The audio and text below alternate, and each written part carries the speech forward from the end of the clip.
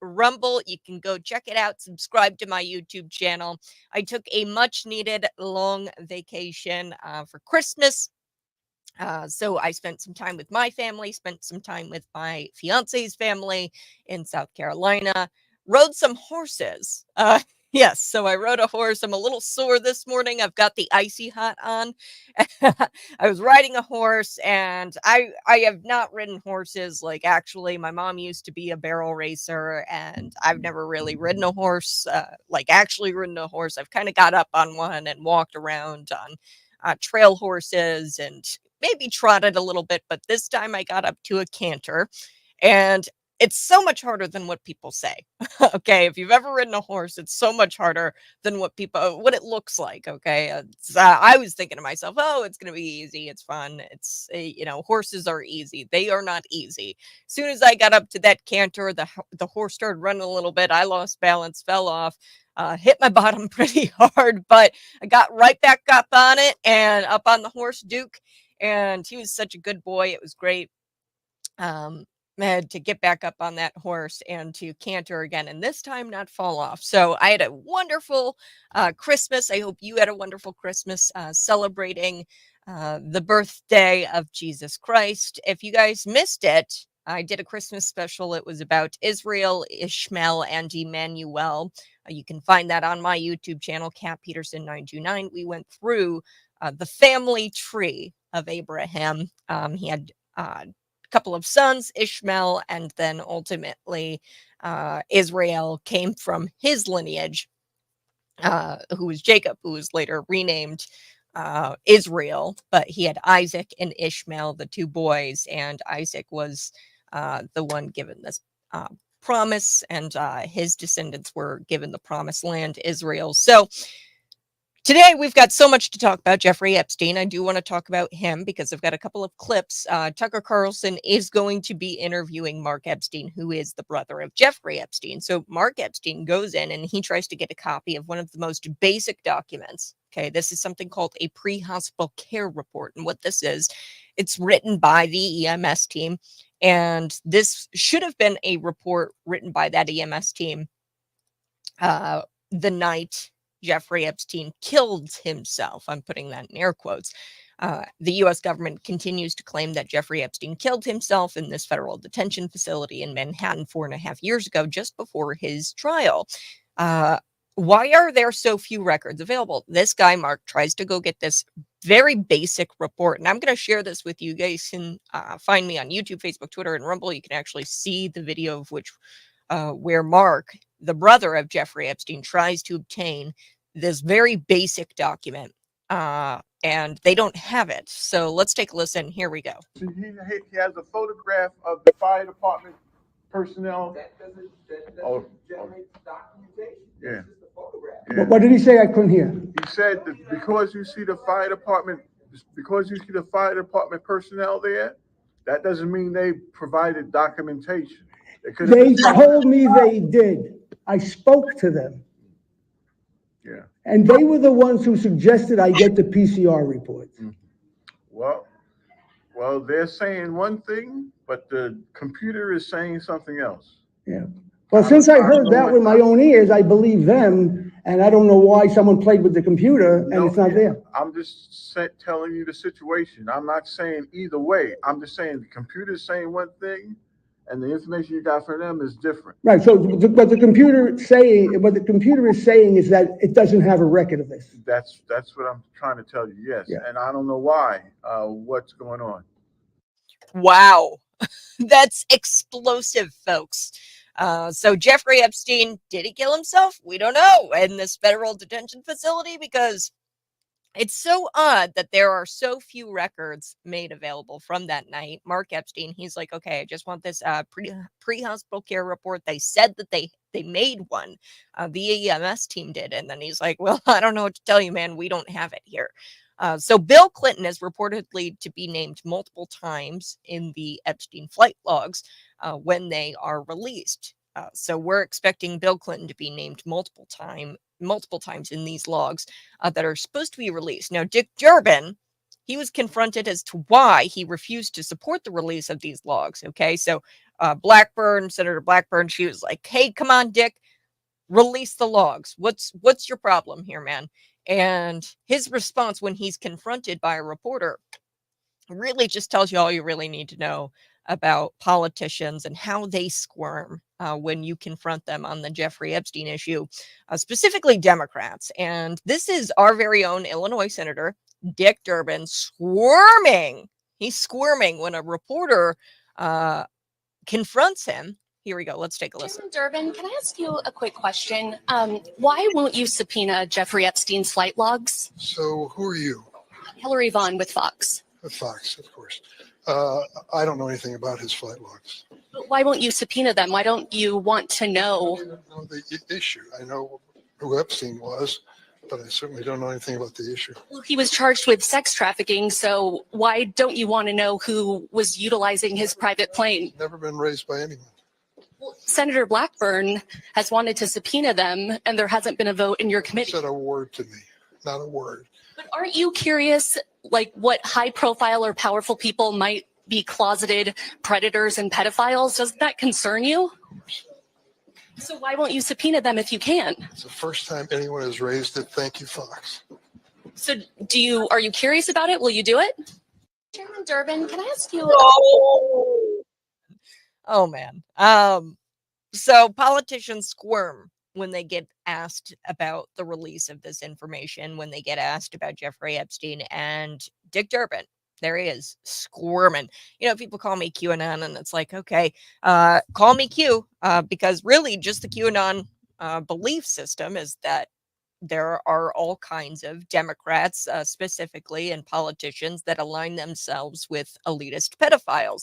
Now, I don't know about you, but I would say that Senator Dick Durbin refusing to support the release of these flight logs, well, that, to me, makes me think that he is actually sympathizing with an elitist pedophile, Jeffrey Epstein. Okay, so call me Q, I guess. But that video shows and explains a lot about Dick Durbin and about politicians, just in general, when it comes to the Epstein issue. Okay, so in the 6 o'clock hour, what are we talking about?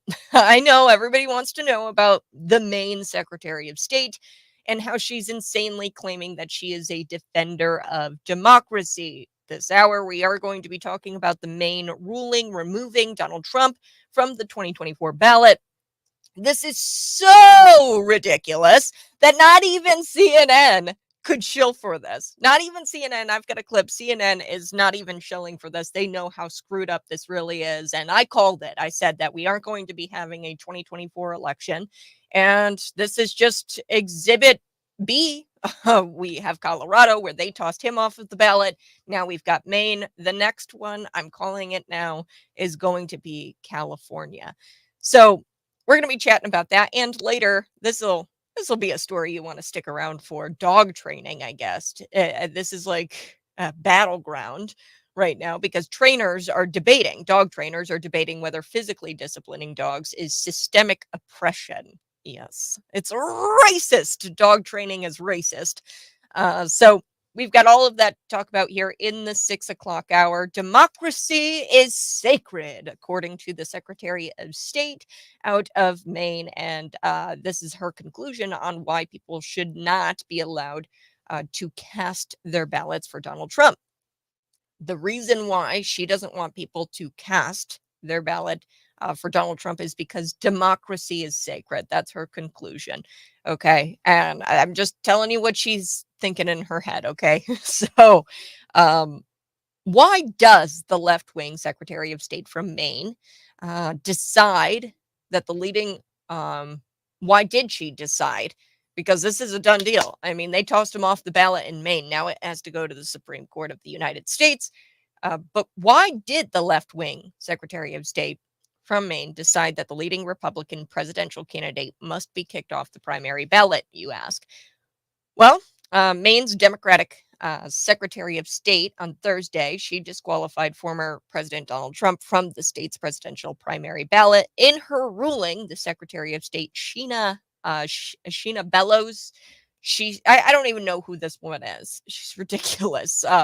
She cited Section 3 of the 14th Amendment of the U.S. Constitution, which bans from office those who engage in insurrection. Now, last week we went through the 14th Amendment, and specifically this Section 3, and where it comes from. It actually comes from the Confederacy and trying to stop those people from getting on the ballot. Now, I will break that down again for you this week. I've got to take a quick break, but when we come back, I'm going to break down the 14th Amendment, Section 3, where it originates from. Also, Bellows made the ruling after some state residents, including this is a bipartisan group of former lawmakers. They rallied together with some residents and they challenged Trump's position on the ballot. Now, Trump's lawyers, they said, Miss Bellows, you're crazy. Look at these tweets. They believed that these tweets showed bias, that she has an actual bias against Donald Trump, that she's got some sort of vendetta against Donald Trump, according to her tweets, because they're rabid. In the tweets, Bellows, who is a former lawyer and a former executive director of the ACLU, she called the U.S. Capitol attack an insurrection, and she complained that Donald Trump wasn't convicted by the U.S. Senate after being impeached by the U.S. House. Okay, so Trump, she's mad about him not being impeached and convicted by the Senate after being impeached by the House. She's also upset about the Capitol attack. The January 6th. It was a political theater. It was an inside job. And she says that it was an insurrection. So Trump's lawyer said, hey, we need to have her disqualified from tossing Donald Trump off the ballot, which is a bizarro world in itself, that a Secretary of State can even do this. Mind you, this is a Secretary of State that's not even elected. She's appointed, folks. So here in the state of Illinois, we elect our Secretary of State. So we just had an election for the Secretary of State, Alexi Julianus, I don't know, Julius. We just had that election. In Maine, they appoint their Secretary of State, so it's different. And she's not even an elected official, folks. She's a bureaucrat, and she's appointed. So we're going to talk about the 14th Amendment. We're going to talk about the Maine ruling a little bit more. Plus, like I said, we are going to be chatting about dogs because I guess dog training is racism now. It's all racist. If you train your dog, you're a part of the patriarchy. And then also, you guys are going to like this one. A 400-pound student, like actually 400 pounds, sues this school. He claims he was discriminated against and prevented from becoming a gym teacher. Pal, you're 400 pounds, and that's not why. Okay, the reason why he couldn't become a gym teacher, this is going to shock you. He says I'm discriminated against because I'm fat. No. That was not the reason why you didn't get the job as the gym teacher. So I'm back next on the Buzz.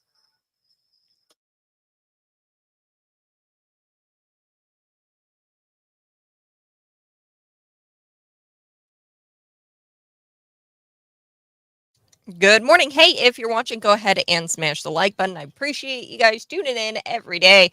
Subscribe to my channel. I'm back. We're back at it. Subscribe to Cat Peterson 929. Like I said, we're going to be coming back talking about the 14th Amendment, Section 3. I laid this out for you last week, but I want to bring it back where this 14th Amendment comes from.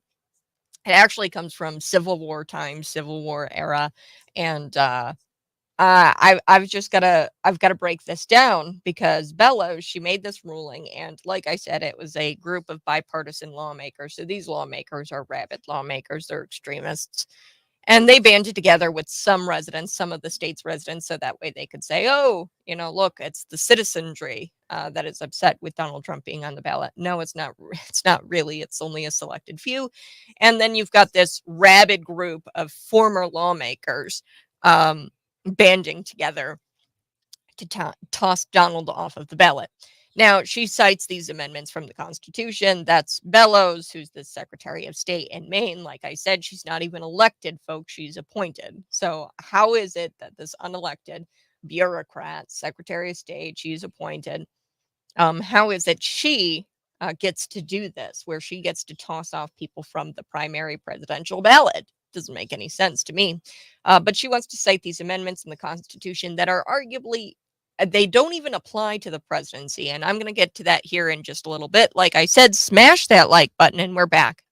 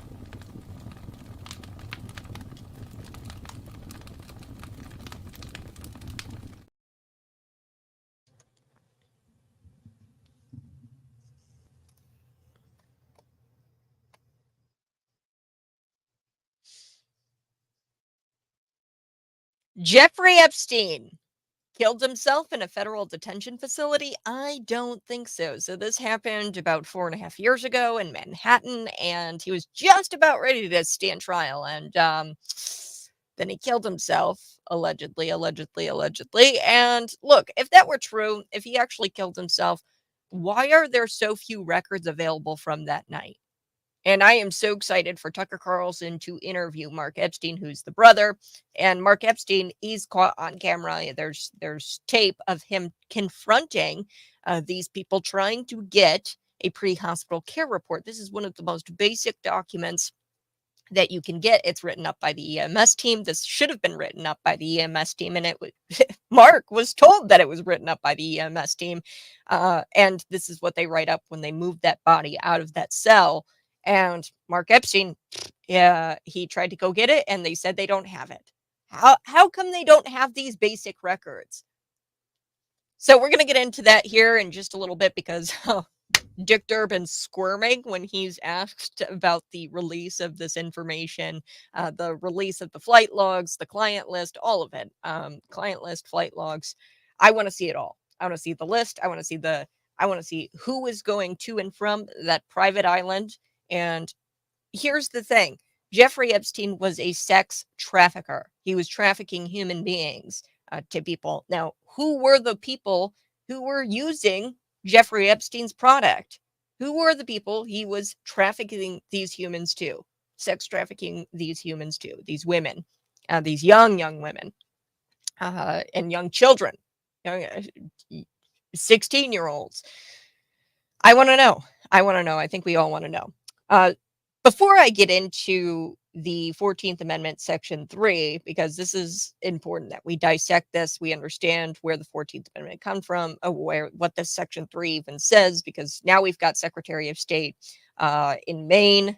Her name is Bellows. She cited the Section 3, 14th Amendment, which is the same thing that the Colorado people did of the Constitution, and this bans people from holding office who engaged in insurrection. There's so many things wrong here, because Donald Trump has not even been charged with insurrection. So how can he be tossed off the ballot if he hasn't even been charged with it? He hasn't been charged nor convicted of insurrection. So we're going to go through it here in just a little bit, but it is the new year. It's the new year. So are you excited to ditch 2023, and are you ready for 2024? What are you most excited about in the new year? Let me know on our text line. That's 309-451-9299. I'm Kat Peterson. This is the Morning Buzz. I'm glad to be back live. I took a vacation, a much needed vacation, and I am bright-eyed and bushy-tailed this morning. Today is actually Motivation and Inspiration Day. There is a whole new year in front of you. God's got more for you in 2024. God's got more in 2024 for you. That's part of my Tabernacle series that I'm in. I'm actually fasting for a few days. I'm going to be fasting just water and a little bit of coffee because I can't go without my coffee. But it's time to get motivated and inspired. I always do a fast in the beginning of the year. And what are you doing for January? Maybe you're doing a religious fast. I'm doing a lot of fasting, a lot of praying, trying to figure out what God has in store for me in 2024. Are you doing dry January? This is actually pretty popular here in the United States, where you start off the year by giving up booze for a month. Cheers to you. Between 15% and 35% of drinkers will be swearing off booze for the entire month. So this is according to some research. 90% of those are taking a booze break for health benefits. A lot of those people, the 15 to 35% of drinkers, 90% of those drinkers are taking a break from the booze for health benefits. I find that taking a break from the booze, it helps with my sleep. I don't really drink all that often anyway. Maybe I have like a drink or two a week, a glass of wine or so.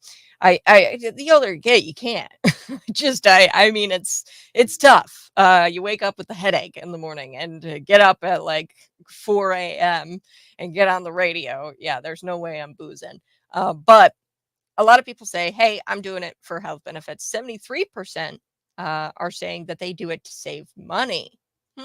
So 90%, they're taking a break from the booze for health benefits. 73%, they're doing it to save money. And if you are among those participating in the dry January, here are some of the health benefits. Okay, so you get improved moods, better sleep. Like I said, better sleep. I have some wicked dreams, really weird dreams, vivid dreams when I drink, and I hate them.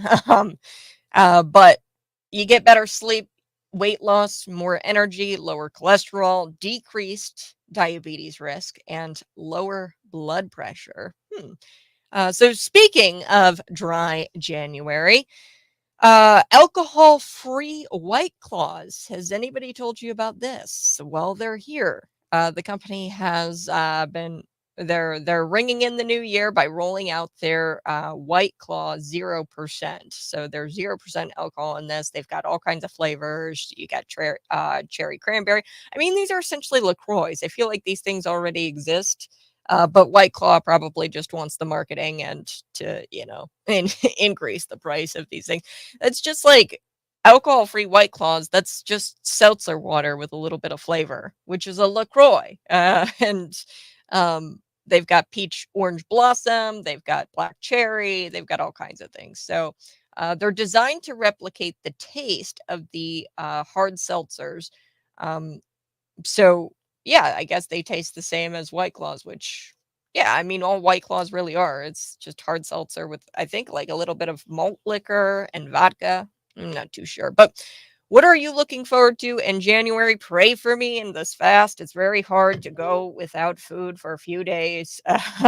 But it's going to be so worth it because um God always moves in a really extraordinary way when I fast in the beginning of each year. Our church does a congregation, or the entire congregation fast, and there's just so many things God does in this time period. So I'm excited.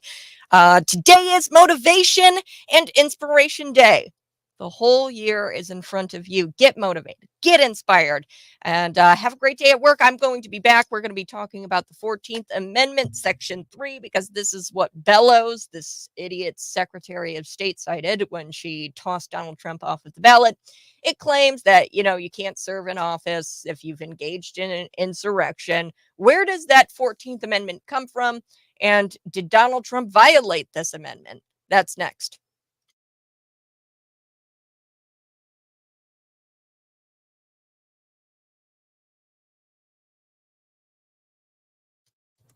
Good morning. Hey, thanks so much for tuning in. I so do appreciate it. Go ahead, smash that like button. And we're back talking about the 14th Amendment.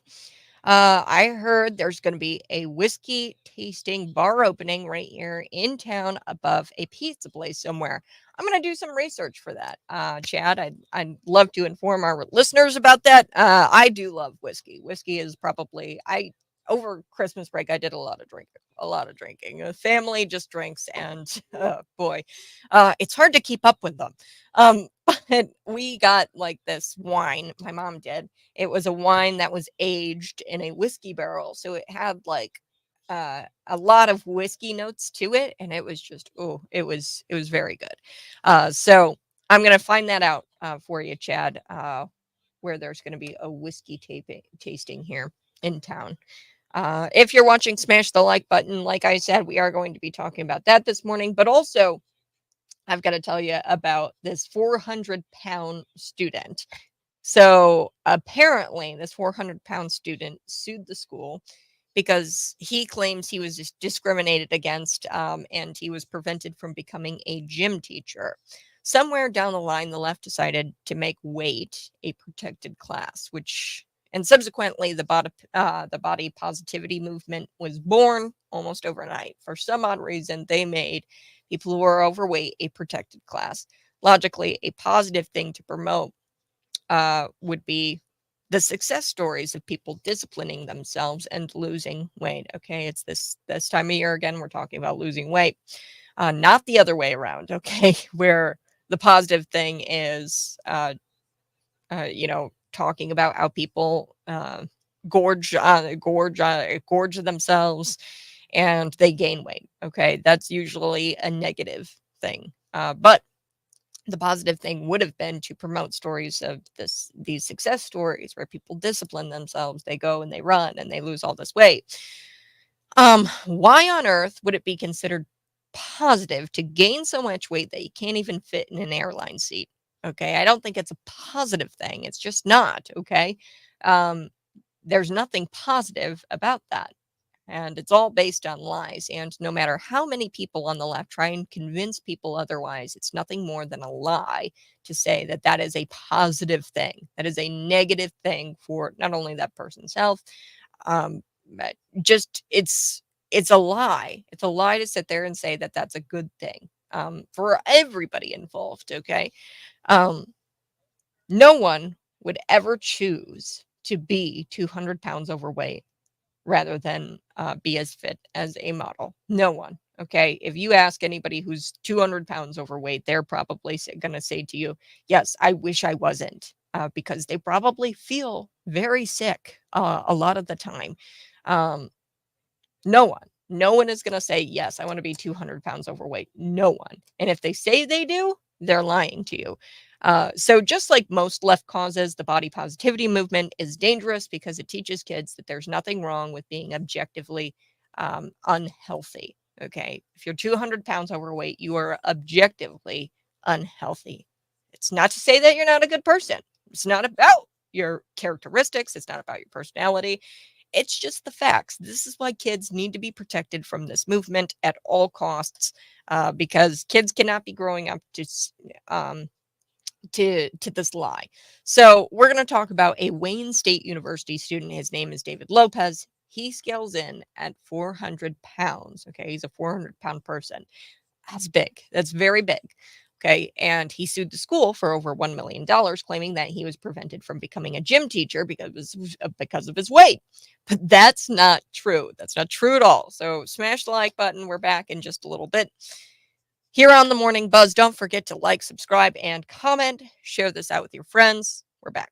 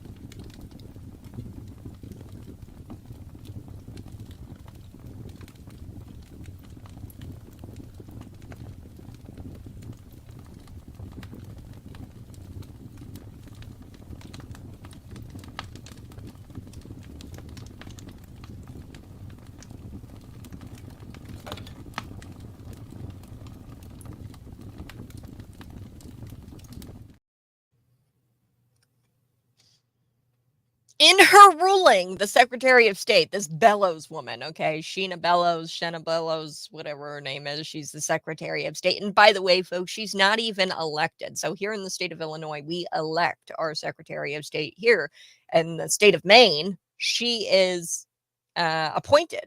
So she's not even elected. But she cited the Section 3 of the 14th Amendment of the U.S. Constitution, and the Section 3 of the 14th Amendment, what it does, it bans people from office or from holding office who have engaged in insurrection. Good morning. This is the Morning Buzz. I'm live today. I took a much needed vacation with my family and celebrated the birth of Jesus Christ, my personal Lord and Savior. And it was just fantastic. It was so great to spend some time with my family and to eat and to drink and to be merry. And now it's the new year, and we are going into this new year full steam ahead. And this morning, I'm breaking down the Section 3 of the 14th Amendment. Where does it come from? What is it? And did Donald Trump violate? Did Donald Trump engage in insurrection? That's really the question we have to ask ourselves. And short answer, no, he didn't. He hasn't even been charged with it. So Bellows made her ruling after some residents, some Maine residents, and some bipartisan, it's a group of former lawmakers, really. They challenged Trump's position on the ballot. Now, Donald Trump's lawyers, they actually requested that Bellows disqualify herself from doing this because she doesn't really have she had the authority, right? Because she's the Secretary of State, and she tossed them off, or to toss people off of the ballot. Now, if Donald Trump committed insurrection and if he wasn't running for the office of the presidency, I could see where this would be possible. But here's the thing, even if she had the ability to do this, and Donald Trump was convicted of insurrection, okay, and say he wasn't running for the presidency, he was running for some sort of other state official, some sort of other official position. Because this does not apply to the presidency, the 14th Amendment. I can make an argument that this does not apply to the presidency. But anyway, let's just give her the benefit of the doubt here for a second. Let's say he was actually convicted by a jury of his peers for insurrection and actually was charged with that by law enforcement, okay? And then he was running for some sort of bureaucratic position, say like Secretary of State. This actually might apply. The 14th Amendment might actually apply to a Secretary of State or something like this. It's typically it doesn't have to be an elected official. This is somebody who gets appointed, like she is in the state of Maine. Anyway, so Donald Trump's lawyers actually requested that Bellows disqualify herself over these tweets, say she was able to do all of this, say Donald Trump was not running for the presidency and he actually committed insurrection and he was running for some sort of other office that the 14th Amendment actually applies to. Bellows can't do this because she actually shows bias in her tweets.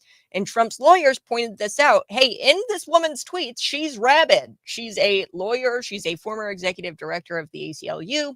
And she called the U.S. Capitol attack an insurrection. She complained about Donald Trump constantly on her Twitter page.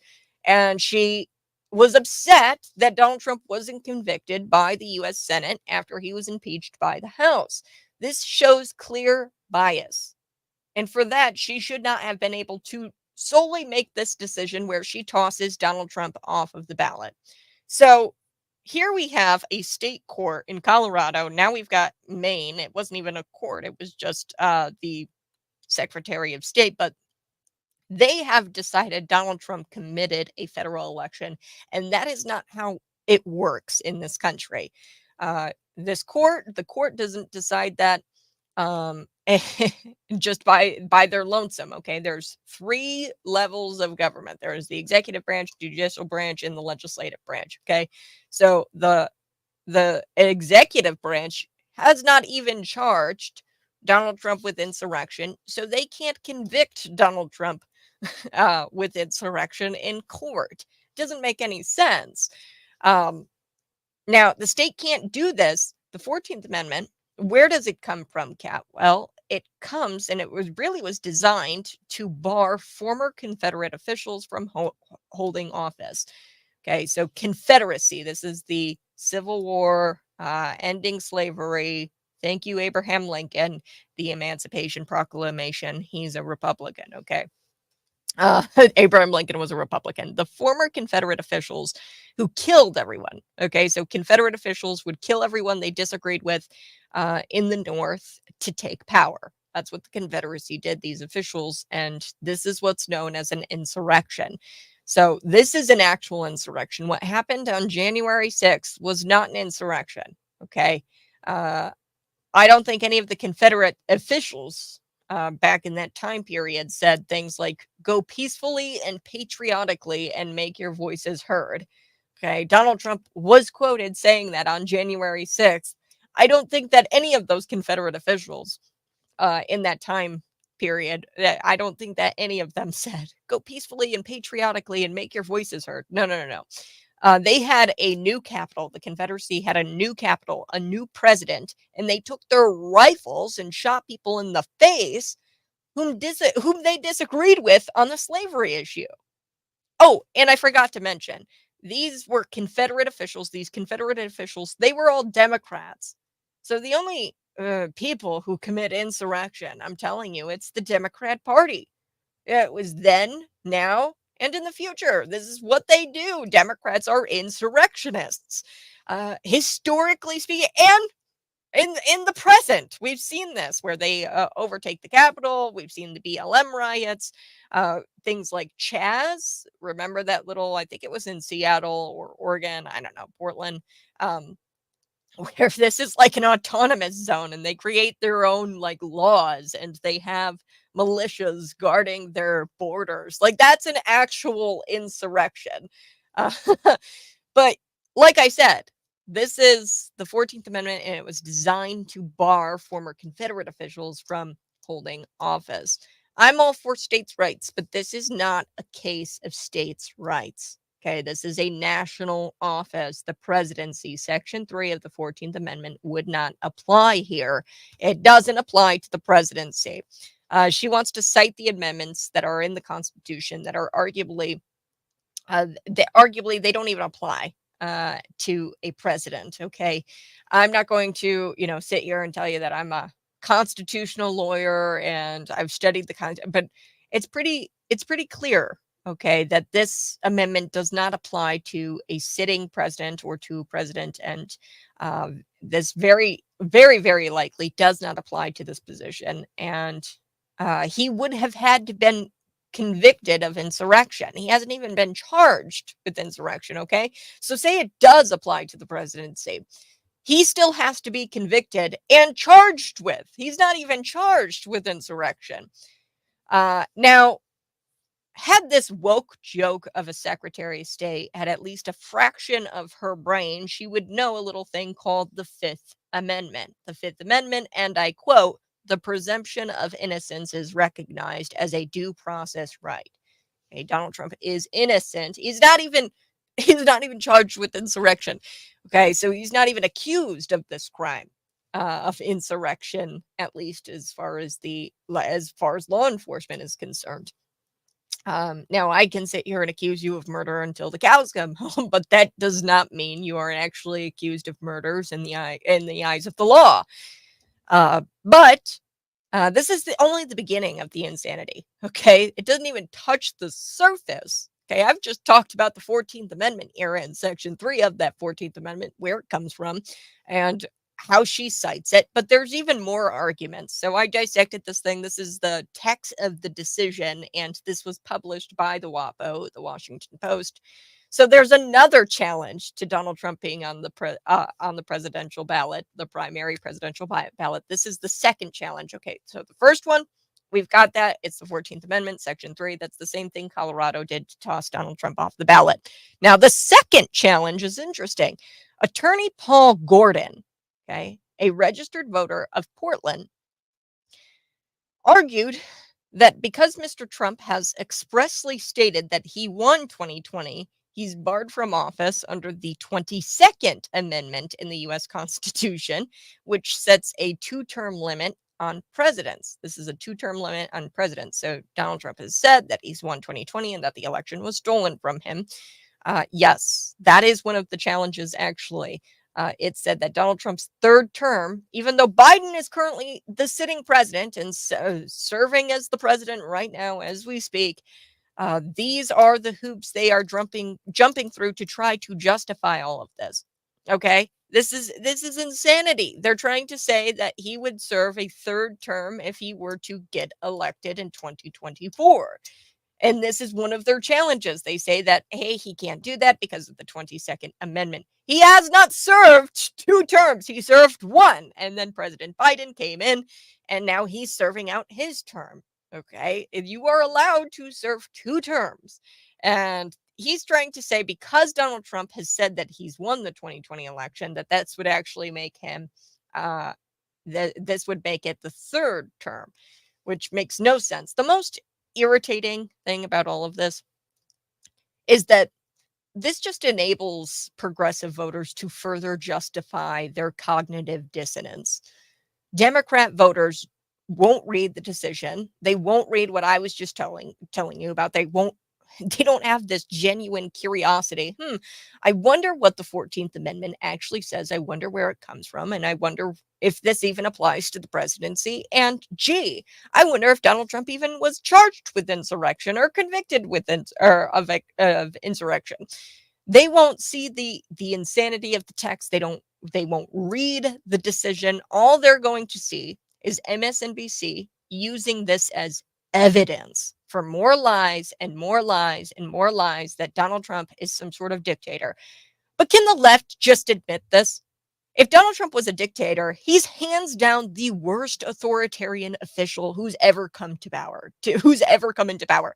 I mean, usually a dictator goes after his political opponents. I mean, this has got to be the first time in history the defenders of democracy have done it.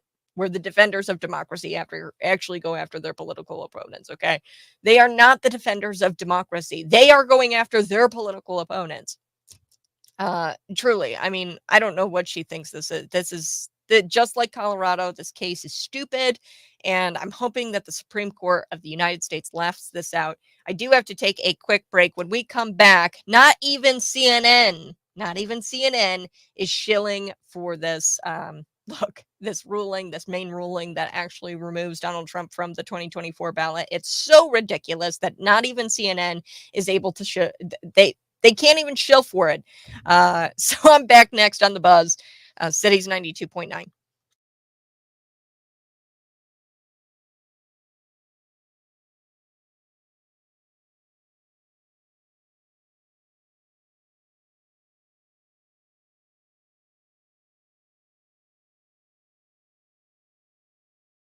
Good morning. Hey, thanks so much for tuning in. I so do appreciate it. If you guys are watching, go ahead and smash the like button. Let's get to this. The Colorado Supreme Court ruled illegally without even having the defending present to defend the alleged insurrection that didn't occur. Yes. He doesn't even have to defend himself, Chad. That's the thing in this court, because he's not charged with anything. In order to defend yourself in court, you have actually got to officially be charged with something, officially accused of a crime by law enforcement. The executive branch has to accuse you. So typically, let's, insurrection aside, let's do murder. Okay, let's say Donald Trump murdered somebody. Now, anybody can say that Donald Trump murdered somebody. I can say that, right? Oh, Donald Trump murdered somebody. What I would have to go do in order to recognize this accusation by law is go to the police and file a report and say that he murdered his cousin or my cousin or whatever or something. Right. That he murdered. I have knowledge that he murdered this person. Here's XYZ. Here's my accusation. And then from there, law enforcement will pursue some sort of charge. We have an executive branch, judicial branch, and legislative branch. We're looking at the executive and the judicial branch here and how they work together. There's checks and balances. Okay, so the reason why we have these checks and balances is so things like this don't happen, where the judicial branch decides to be the executioner, the person who actually, or the body of government that actually charges him and convicts him and blah blah blah. There are checks and balances. So the executive branch has to charge him, the judicial branch has to convict him of that charge, and Donald Trump, like Chad is saying here, has to has to be present and has to defend the accusation that actually comes from the executive branch. He does not even have to defend himself here because the Colorado Supreme Court, they did not, they weren't going off of a charge. They were just, they charged him and convicted him all in this Colorado Supreme Court, which doesn't make any sense. It was not an insurrection. If you want to know what an insurrection actually is, I encourage you to go break out a textbook and read what happened during the Confederacy, Civil War times. That was an insurrection where they actually shot people in the face they disagreed with. They had a new capital, a new president, and I encourage you, you don't even have to look in the textbook. Just go roll the CNN clips or roll the mainstream media news clips where go look at Chaz. This was an autonomous zone. I think it was in Seattle. Like, I always forget where it was at. There were a couple of them, but I remember Chaz very vividly. This was a zone where people were carrying around these M16s, AR-15s, and they were guarding and really just doing a border patrol around this little autonomous zone. And they were a city within the city of Seattle. So they had a militia that was guarding the borders. They had a president. They had government officials. Like, that is an insurrection. Okay, all of that is an insurrection. Nobody died on January 6th except Ashley Babbitt. And Matthew Perna, he wound up dying as a result of January 6th. These were all Trump supporters. Nobody died who were like government officials, Capitol Police. None of those people died. I'm back next.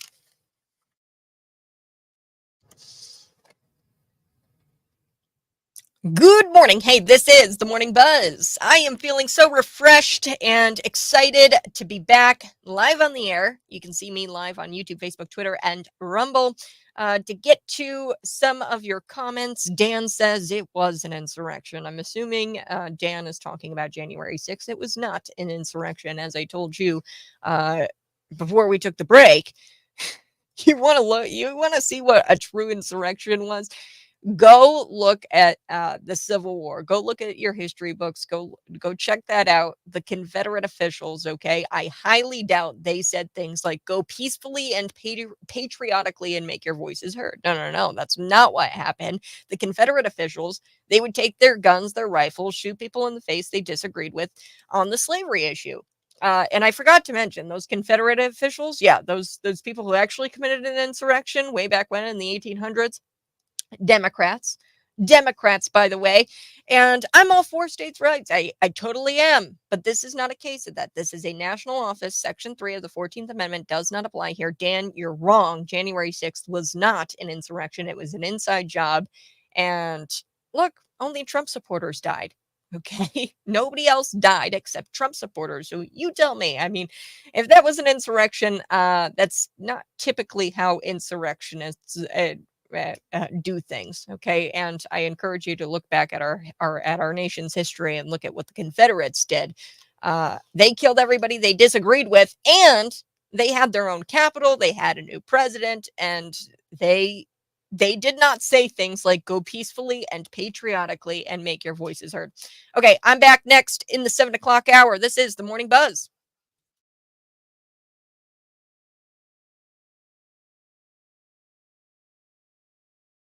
Good morning. Hey, if you're watching, hit the like button. I know you're watching, so go ahead, hit that like button. And I get it. You might be afraid to hit the like button because your boss is going to, say something to the effect of, why are you liking the Morning Buzz program? That's racist. It's white supremacist content. It's misogynist. Yeah, whatever. Hit the like button. Hit the like button and don't be like shamed by your boss. Okay, so we are going to be talking about the 400-pound student. I thought that was funny. And also, I think that this CNN clip is really good. CNN was the lead content creator behind claiming the January 6th riot was an insurrection, other than the Democrat Party. Okay, of course, the Democrat Party's out there saying insurrection. Our good friend Dan must be a Democrat because he is also saying that it was an insurrection. CNN, besides the Democrat Party, they were shilling for the Democrat Party, really, and they were saying that this was an insurrection. It's not surprising. They know that calling January 6th an insurrection is bullcrap. That's complete crap. It's only surprising they would say so out loud. That's the only, it's not surprising that they would say that because they're idiots, the CNN or journalismers. It is surprising. It's only surprising that they say this nonsense out loud. But Maine's ruling removing Donald Trump from the 2024 ballot was so ridiculous that not even CNN could chill for it. Not even CNN. So we have the woke Maine Secretary, Sheena Bellows. She released her ruling as to why, under the 14th Amendment, just like Colorado, Trump should be removed. Also, like with Colorado, Bellows doesn't actually believe any of it. She doesn't believe any of this. Okay. She wants the Supreme Court to decide. More on them in a bit. Okay. More on the Supreme Court in a bit and really what this is all about. Because I really don't think that she believes that this was an insurrection. I don't believe that that she thinks that he committed an insurrection. This is more to do with the years to come after Donald Trump. Okay. And Bellows' ruling, I don't think it's going to hold up in court. I sure hope it doesn't. She would know that if she was a lawyer, right? She's supposed to be this former lawyer, but she's not even elected by the people, by the way. The Secretary of State in Maine, it's appointed. So she based her ruling on a lot of documents, but also YouTube clips, news reports, and things that would never pass the bar in normal court. Okay, so these are things that would never pass in normal court, and she's ridiculous.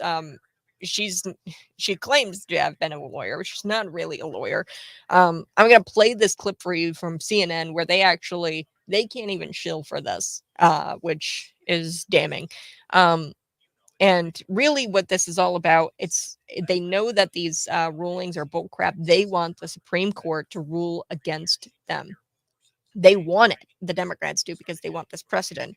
6-3, 5-4, depending on Justice Roberts. If he reads New York Times that morning, the Supreme Court of the United States is the one institution standing in the way of progressives' soggiest Marxist dreams. Okay, this is the one institution they want to attack. This is not about Donald Trump in 2024. This is about the decade after 2024. They want at least 4 or 3 justices to get out there and to rule in favor of these rulings, like in Colorado and Maine.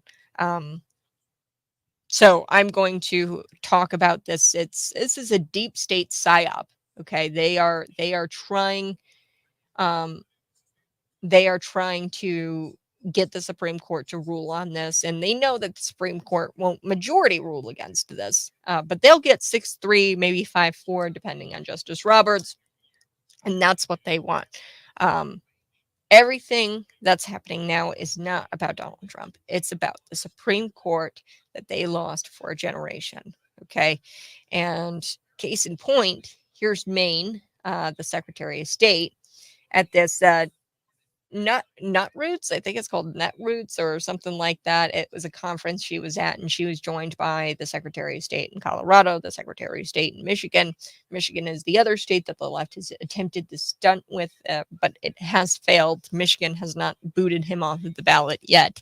I think California is next, but there's this clip where they were at a conference together and they were talking about the Supreme Court, and they were talking about how this isn't really about Donald Trump, and that this is actually about getting this ruling and getting the Supreme Court to rule against, or to just make a ruling, and to have some of those justices set the precedent for this to happen later down the road, where they can just toss people off of the ballot. So we're going to be talking about that here in just a little bit. Plus, the 400-pound student suing the school claims that he was discriminated against from becoming a gym teacher.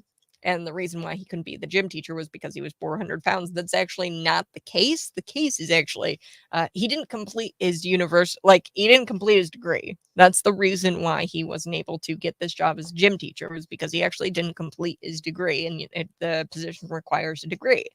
But he claims it's because he was discriminated against because he's 400 pounds. How does a 400-pound gym, how does that even work? I don't know. We're going to be chatting about it here. Smash the like button if you're watching. We'll get to your comments here on the other side as well.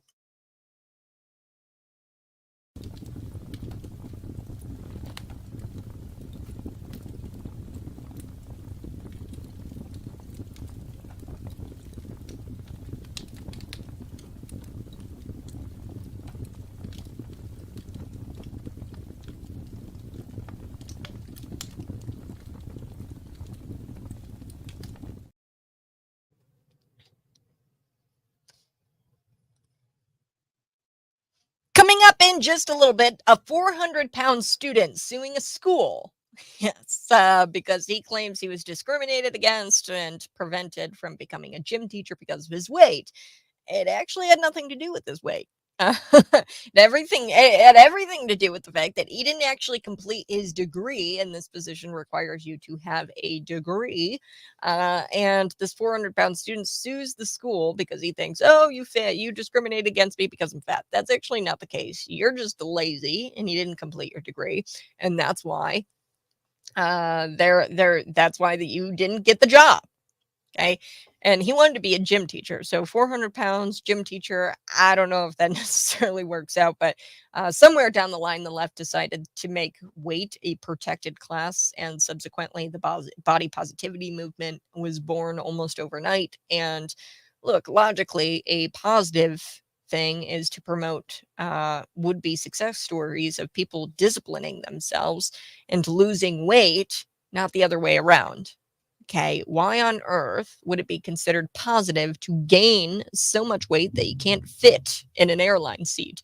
Okay, it's not a positive thing. There's nothing positive about that. It's all based on lies, no matter how many people on the left try to convince you and other people otherwise. Okay, the left is trying to convince you that body positivity is a thing, and that no one would ever choose to be 200 pounds overweight rather than to be fit like a bottle, or to be fit enough to run. Okay, no one would ever choose to be 200 pounds overweight. No one would do that. They're lying to you. Like most leftist causes, the body positivity movement, this is dangerous because it teaches kids that there's nothing wrong with being objectively unhealthy. And I'm not saying that, people who are 200 pounds overweight, I'm not saying that they're bad people, okay? But objectively, they're unhealthy. And that's not a mean thing to say. They would probably say it. Nobody chooses to be 200 pounds overweight. It's not a positive thing. Kids need to be protected from this movement at all costs. This is an incredible story. You won't want to miss it. 400-pound student suing a school. He claims he was discriminated against because he's overweight. Now, before we took the break, I was telling you guys a little bit about CNN. Because CNN they're not even shilling for this, okay? So CNN, they were the lead content creator behind claiming January 6th was an insurrection other than the Democrat Party. So the Democrat Party's out there. It's an insurrection. It's an insurrection. Our good friend Dan, he's in the comments section this morning on YouTube, Facebook, Twitter, and Rumble. You guys can see me there. Subscribe to my YouTube channel. Dan says that it was an insurrection. Dan's a Democrat. And CNN, look, it's not surprising that they call January 6th an insurrection, and it's not surprising that they know that that's total bullcrap. What is surprising is that CNN would get out there and say this out loud, that they would actually call January 6th an insurrection. That's surprising to me. But the Maine ruling, so the state of Maine, they tossed Donald Trump off the ballot. Really, it wasn't the state of Maine. It was the Secretary of State of Maine. And she's not even elected, by the way, folks. She's appointed. But the Maine ruling removing Donald Trump from the 2024 ballot is so ridiculous that CNN couldn't even shill for it. They couldn't even throw their support behind this Maine Secretary of State, this decision. The woke Maine Secretary of State, Miss Bellows, she released her ruling as to why, under the 14th Amendment, just like Colorado, Donald Trump should be removed. We went through the 14th Amendment. I told you why that's bunk. Also, like Colorado, Bellows, she doesn't actually believe any of it. Much like Democrats and CNN, they don't believe that January 6th was an insurrection. They just don't. And if they tell you they do truly believe that, then they're mentally ill or they're lying. Okay, nobody would look at January 6th and say, yep, that's an insurrection. It's just not true. And she wants the Supreme Court to decide. Okay, they know that this ruling is stupid. She knows her ruling is dumb. More on that in a bit. I do want to talk about the Supreme Court and how they all want the Supreme Court to decide. They know that this is total garbage and it won't hold up in court, but they're doing it anyway, which should, pique your curiosity. So she would know that this wouldn't hold up if she was a lawyer, okay? But she wasn't even elected by the people, by the way, and she's not really a lawyer. She claims that she's a former lawyer, but I'll get on Bellows here in a minute. But she based her rulings on a lot of documents, but she also based her ruling on YouTube clips, news reports, and things that would never pass the bar in normal court, okay? So here's CNN talking about how this is that they can't even shill for it. They can't even support what Bellows did in Maine. Here we go. Let's take a listen. Were these hearings fair? Did they comport with due process? And I think there's a question there with regard to what Maine did, because if you look at the hearing, and she details this in the ruling, they heard from one fact witness, a law professor.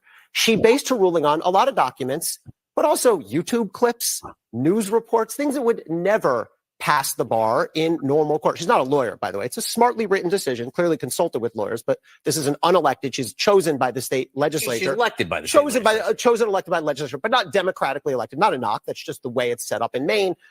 And this hearing, look, it doesn't have to be a criminal trial. We don't have to have all the protections. But I think the argument you'll hear from opponents is, one, not up to the states to do this. This is why we have all different decisions from all different states. And two, the procedures were not up to snuff. We're not up to snuff. So there you have it. CNN, they're not even shilling for this. This is so ridiculous. They're not even supporting this. They interviewed this guy. He talks about it. He says she's using YouTube clips, news reports, things that would never pass the bar in normal court. And she's not a lawyer, by the way. So Maine, they're not even trying. One of the witnesses said that because Donald Trump claims he won in 2020, that makes him constitutionally ineligible because he would be term limited. That's like the 22nd Amendment in the U.S. Constitution. It says that the president can only serve 2 terms. And because Donald Trump claims that he won 2020, this would be technically his 3rd term. That's because this is less about Donald Trump in 2024. Okay, this is ridiculous. The procedures are dumb. She's using YouTube clips.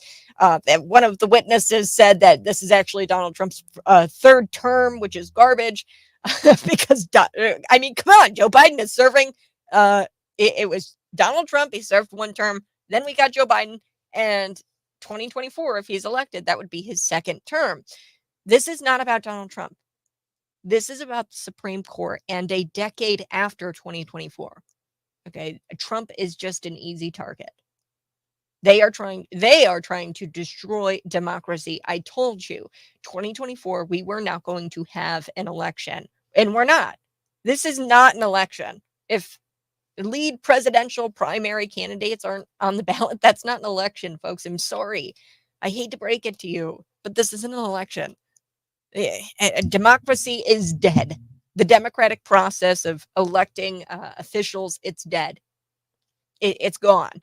And don't take my word for it. The New York Times, The Atlantic, they published headlines. They said, do elections even matter? Okay, they've said these in their headlines. Like, that's not me saying it. That's the New York Times. Like, they're saying this. They don't want elections anymore. This is why they've created an election season, vote by mail ballots. This is why there are so many inactive voters in the state of Illinois. I think there's like 800,000 inactive voters. That's insane. This is why your county clerks statewide here in the state of Illinois don't do their job, and they don't send out these postcards that get these inactive voters off of the rolls. We need to clean up our rolls. They don't want to clean up the rolls. Why? Because they don't want to have elections anymore. And this is, look, it's not about Donald Trump 2024. Democrats know that these rulings are bullcrap in Colorado and also in Maine. And I'm telling you right now, I think by the end of this month, we're going to see California toss him off the ballot as well. This is about they want the Supreme Court to rule against them. They want that because they'll get 6-3 or 5-4, depending on if Justice Roberts reads the New York Times that morning. And the Supreme Court of the United States, it's the one institution standing in the way of progressive, soggiest, Marxist dreams. Okay, they have this Marxist communist idea in their head, and the United States Supreme Court is standing in the way, and they want to undermine this institution. Okay, that's their goal. They want to undermine the institution. They want to pack them with all kinds of bunk cases. And they want to get those 6-3 rulings, those 5-4 rulings, because later down the road, a decade from now, they're going to say, oh, look, Justice Roberts, he said that in this case, Donald Trump did commit some sort of insurrection and that it would be okay if we tossed him off of the ballot in the 2024 election because of the 14th Amendment. Okay, they want that precedent set. They want at least a few justices to go out on record and to say that, yes, that Donald Trump committed insurrection, and yes, it's okay if you toss him off of the ballot. They want that. And plus they want to undermine this institution because they're sore. They're sore that Donald Trump secured that Supreme Court, the majority on the Supreme Court. Everything that is happening now is not about Donald Trump. It's about the Supreme Court that they lost for a generation. Case in point, Here is the Maine Secretary of State. She was at some sort of nation. It's called the Netroots Nation Conference, Netroots Nation Conference. And this Maine Secretary of State is on this conference call with a bunch of other Secretary of State. We got the Secretary of State of Colorado, the Secretary of State of Michigan, and Michigan, by the way. It's the other state that the left has attempted this stunt with, where they tossed Donald Trump off the ballot. They failed, by the way. But here we go. I want to play this for you because I think that this is going to shed some light on the subject. We're going to see what this is truly all about, because I know you, like me, you're asking yourself the question, these rulings are stupid, but why are they doing it anyway? It's to undermine the Supreme Court of the United States. They don't care that their rulings are dumb. They care about undermining the Supreme Court of the United States. Let's take a listen. And Secretary Bellows, would love to hear about your thoughts on like our biggest threats facing our democracy at this point in time. Well, what Secretary Griswold just said and named is something that was unimaginable 2 years ago or 10 years ago, and that is election sabotage. It is a crystal clear example of what's happening all across the country. So we need to organize to make sure we have better leaders in positions of power to fight back against that. Secretary Benson talked about voter suppression, and that's something that when we started our careers at the ACLU and Southern Poverty Law Center, fighting back about systematic, structural voter oppression, targeting specifically Black and brown voters. It's rooted in white supremacy. That is something we have to continue to do work on. And Secretary Merrill talked about the For the People Act and the Freedom to Vote Act. We must have federal standards all across the country.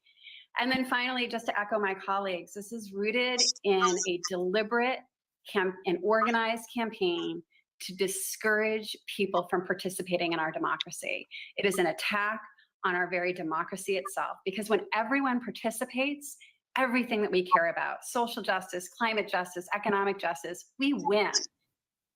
Those on the other side are trying to discourage people from participating.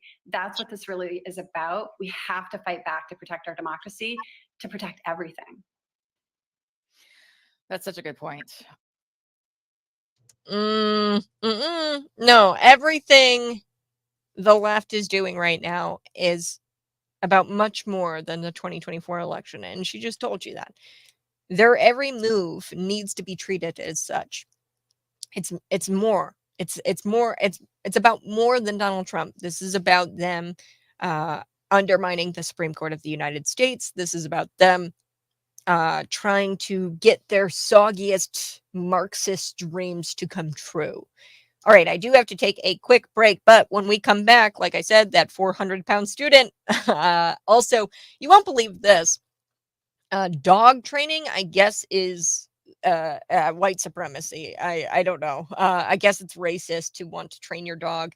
Dog training, it's a battleground right now because trainers are debating whether physically disciplining your dogs is systemic oppression.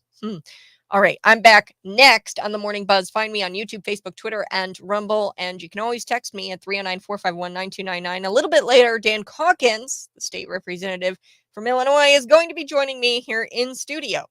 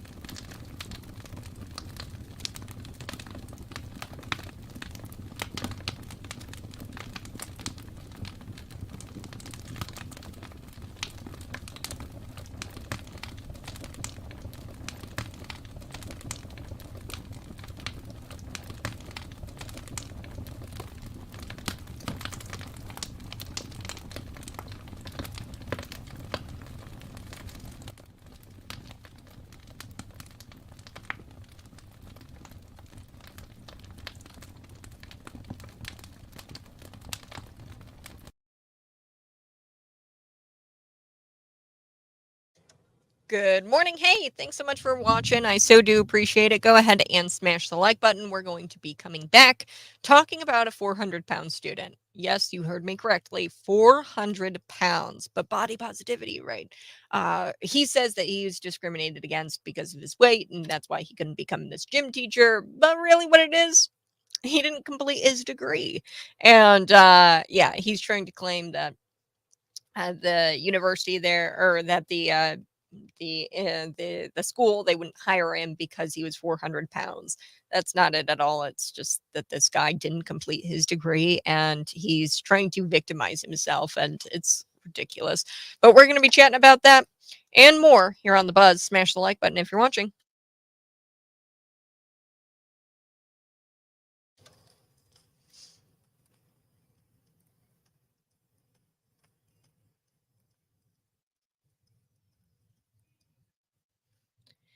So in the 6 o'clock hour, I told you about Mark Epstein. So Mark Epstein, the brother of Jeffrey Epstein, the U.S. government, they continue to claim that Jeffrey Epstein killed himself in this federal detention facility in Manhattan about 4.5 years ago, just before his trial. Now, if that were true, why are there no records available from that night? There's no records. There's very, very few records available from that night. And we've got Mark Epstein on tape. He was trying to get a copy of one of the most basic documents of all.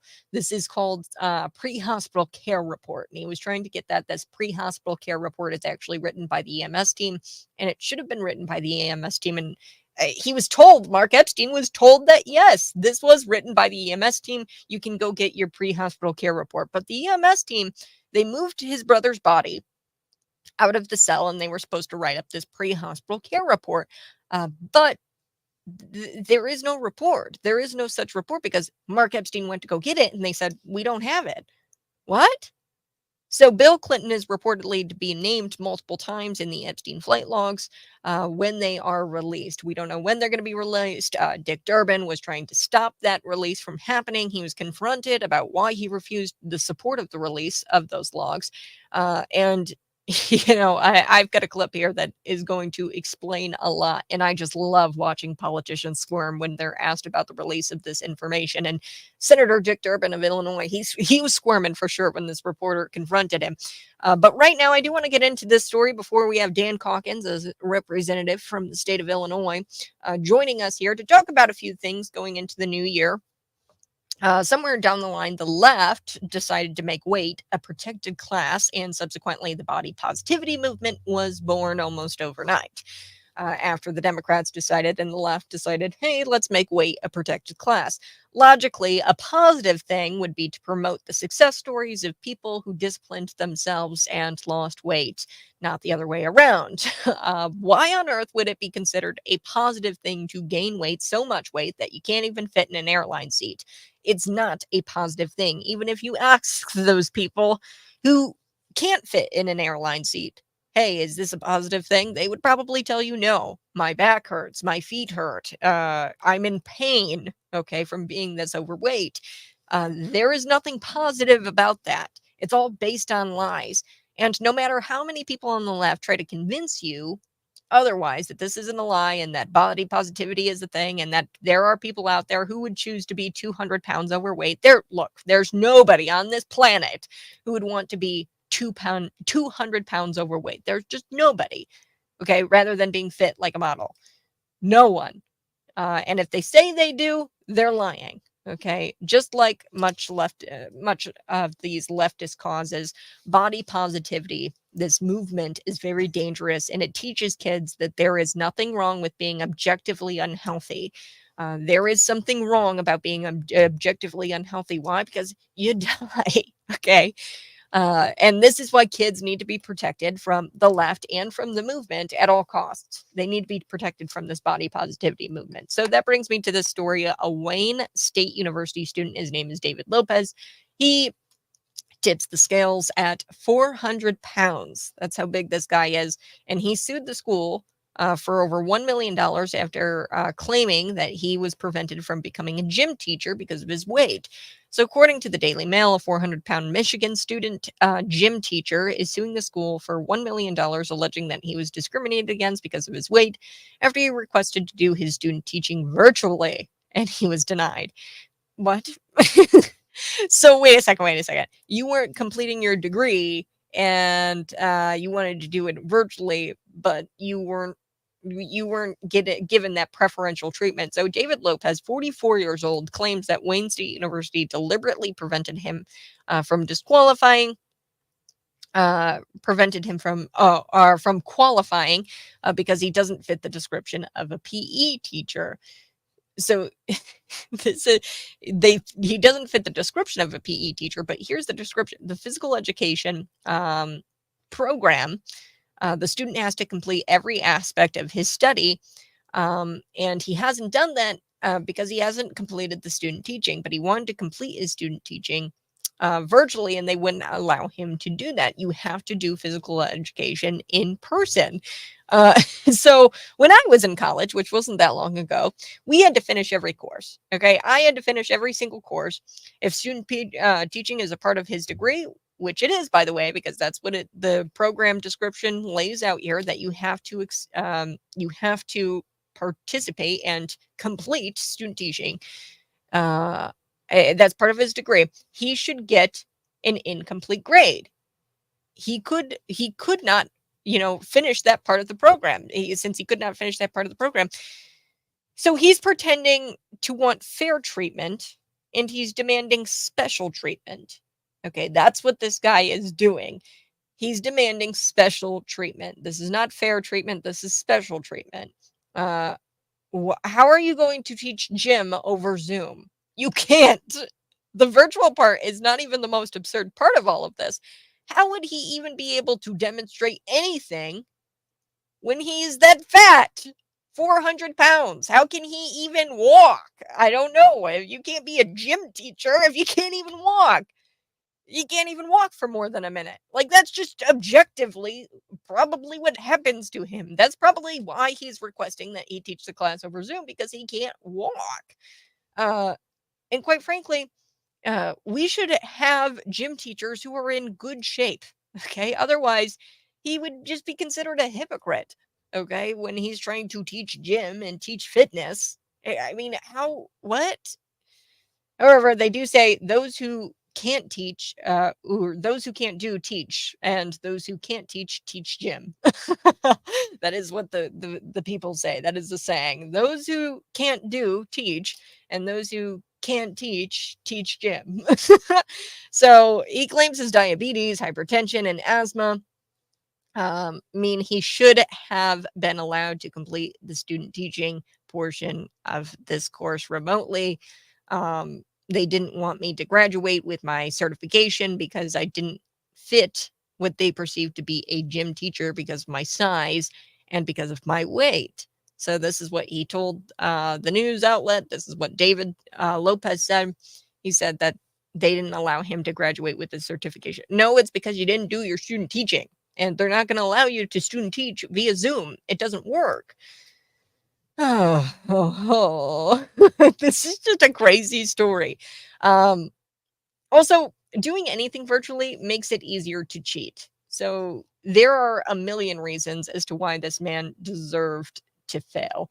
Okay. PE is not even that hard. And when it comes to working out, it's hardly even exercise. That's the fact that he was too fat to even do that says a lot. It says a lot that he couldn't even go and talk to the kids about gym. Like, he couldn't even actually get up to go talk to the kids about gym and about fitness. We should be teaching our kids about the dangers of this man's gluttonous behaviors and not having him be a role model for them. Okay. But the left wants kids to think that obesity is an embodiment of health. So although it's likely this man will not prevail in his suit, because he's actually got a suit, a discrimination suit against these people, against the school, which I don't think he's going to prevail, at least for now. We're not too far off from this being illegal. It's probably already illegal in New York to not allow somebody to participate remotely and to do their student teaching remotely if they're too fat to go and actually teach the children. Sorry, but this is just No, no, no, no, no. It sounds like a personal problem for him that he needs to work on, and he's trying to get special treatment, not fair treatment, and he's suing for $1 million, this university. I do have to take a quick break, but Dan Calkins joins me next here on the Morning Buzz. Find me on YouTube, Facebook, Twitter, and Rumble.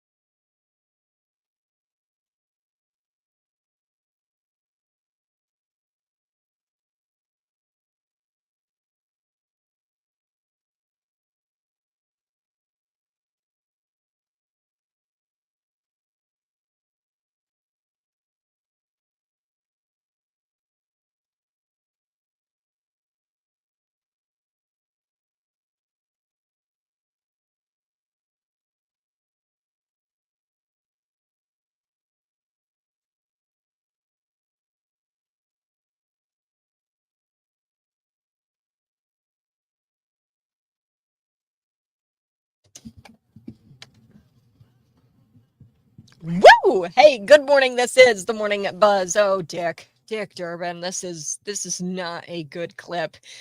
So I'm going to be talking about this clip here coming up in just a little bit. So Dick, he was confronted as to why he refused to support the release of these flight logs, Jeffrey Epstein's flight logs, and his response here explains a lot. Dan Calkins, good morning. This is the Morning Buzz.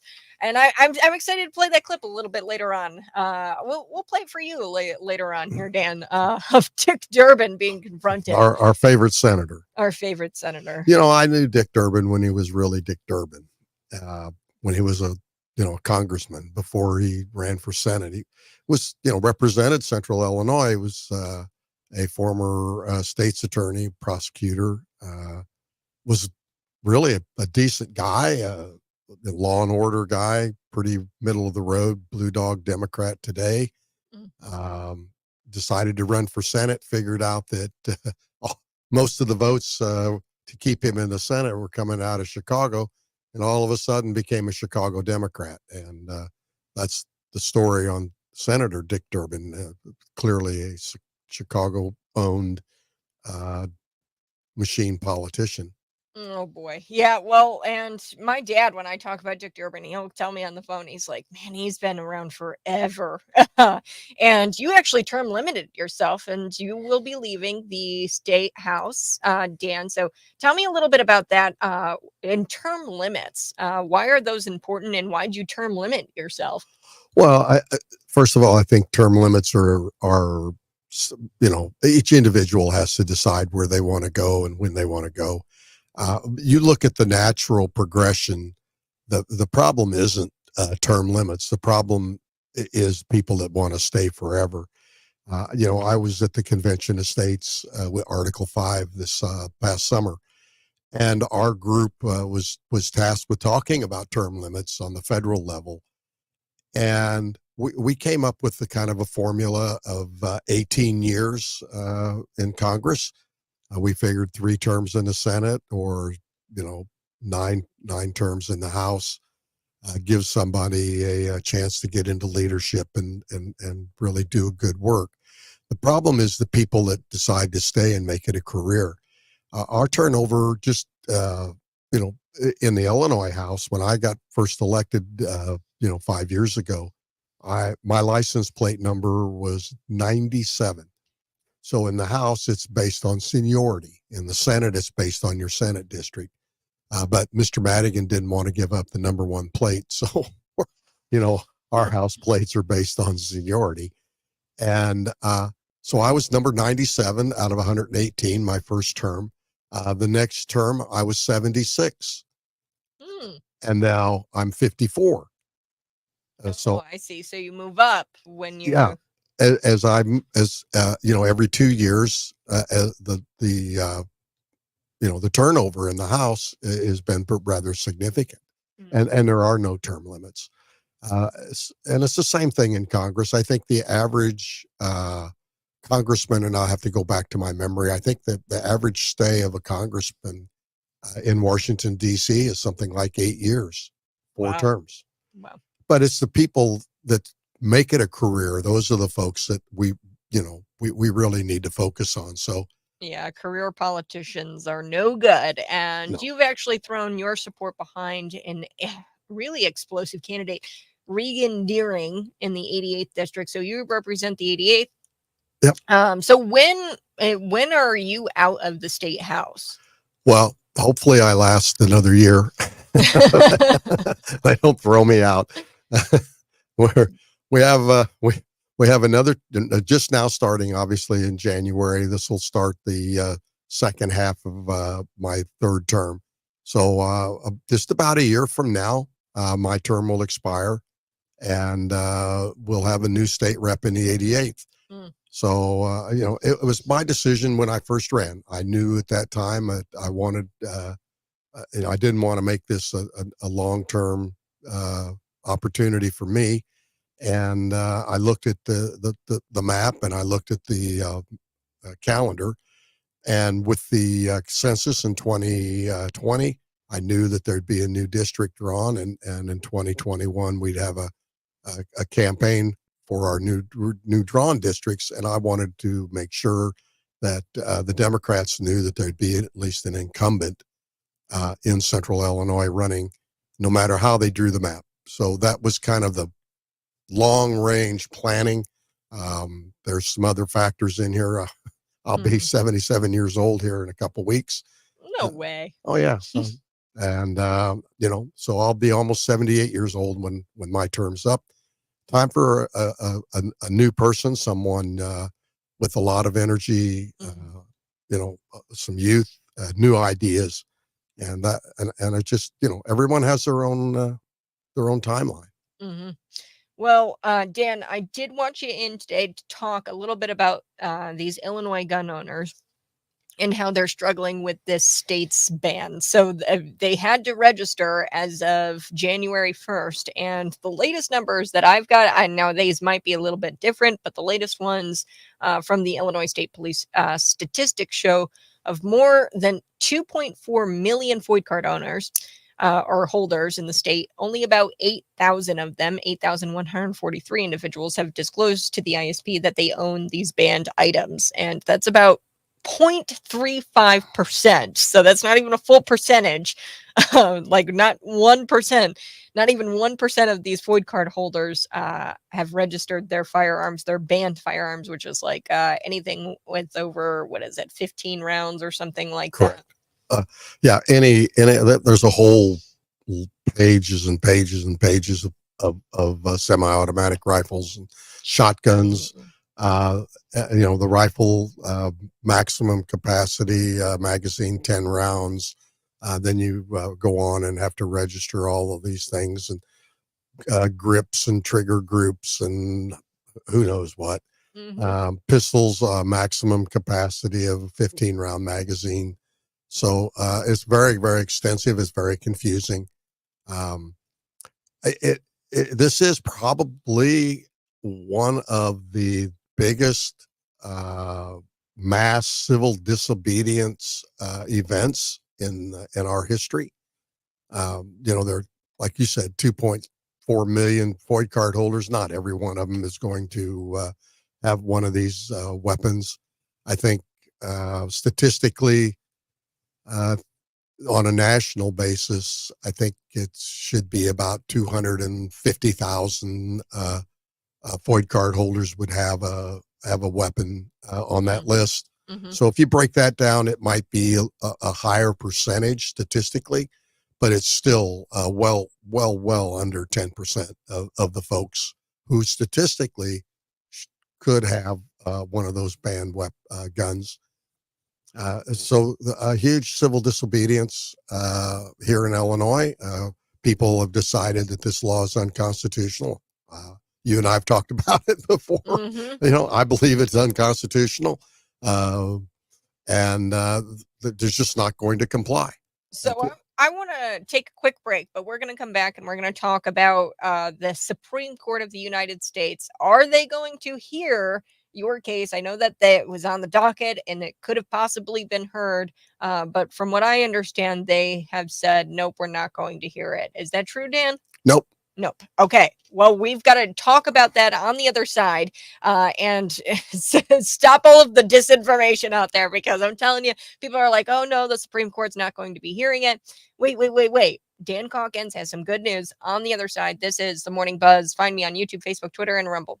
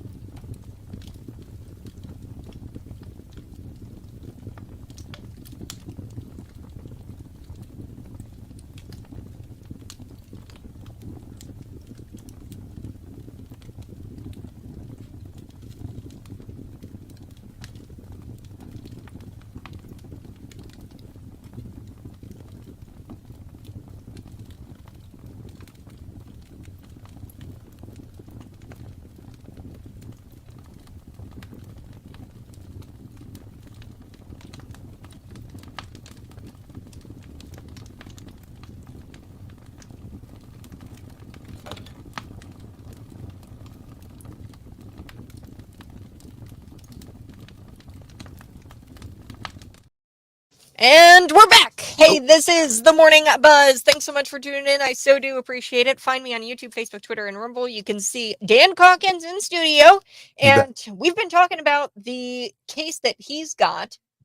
And I read something while I was on break. I'm actually back in studio. It's great to be live again, Dan.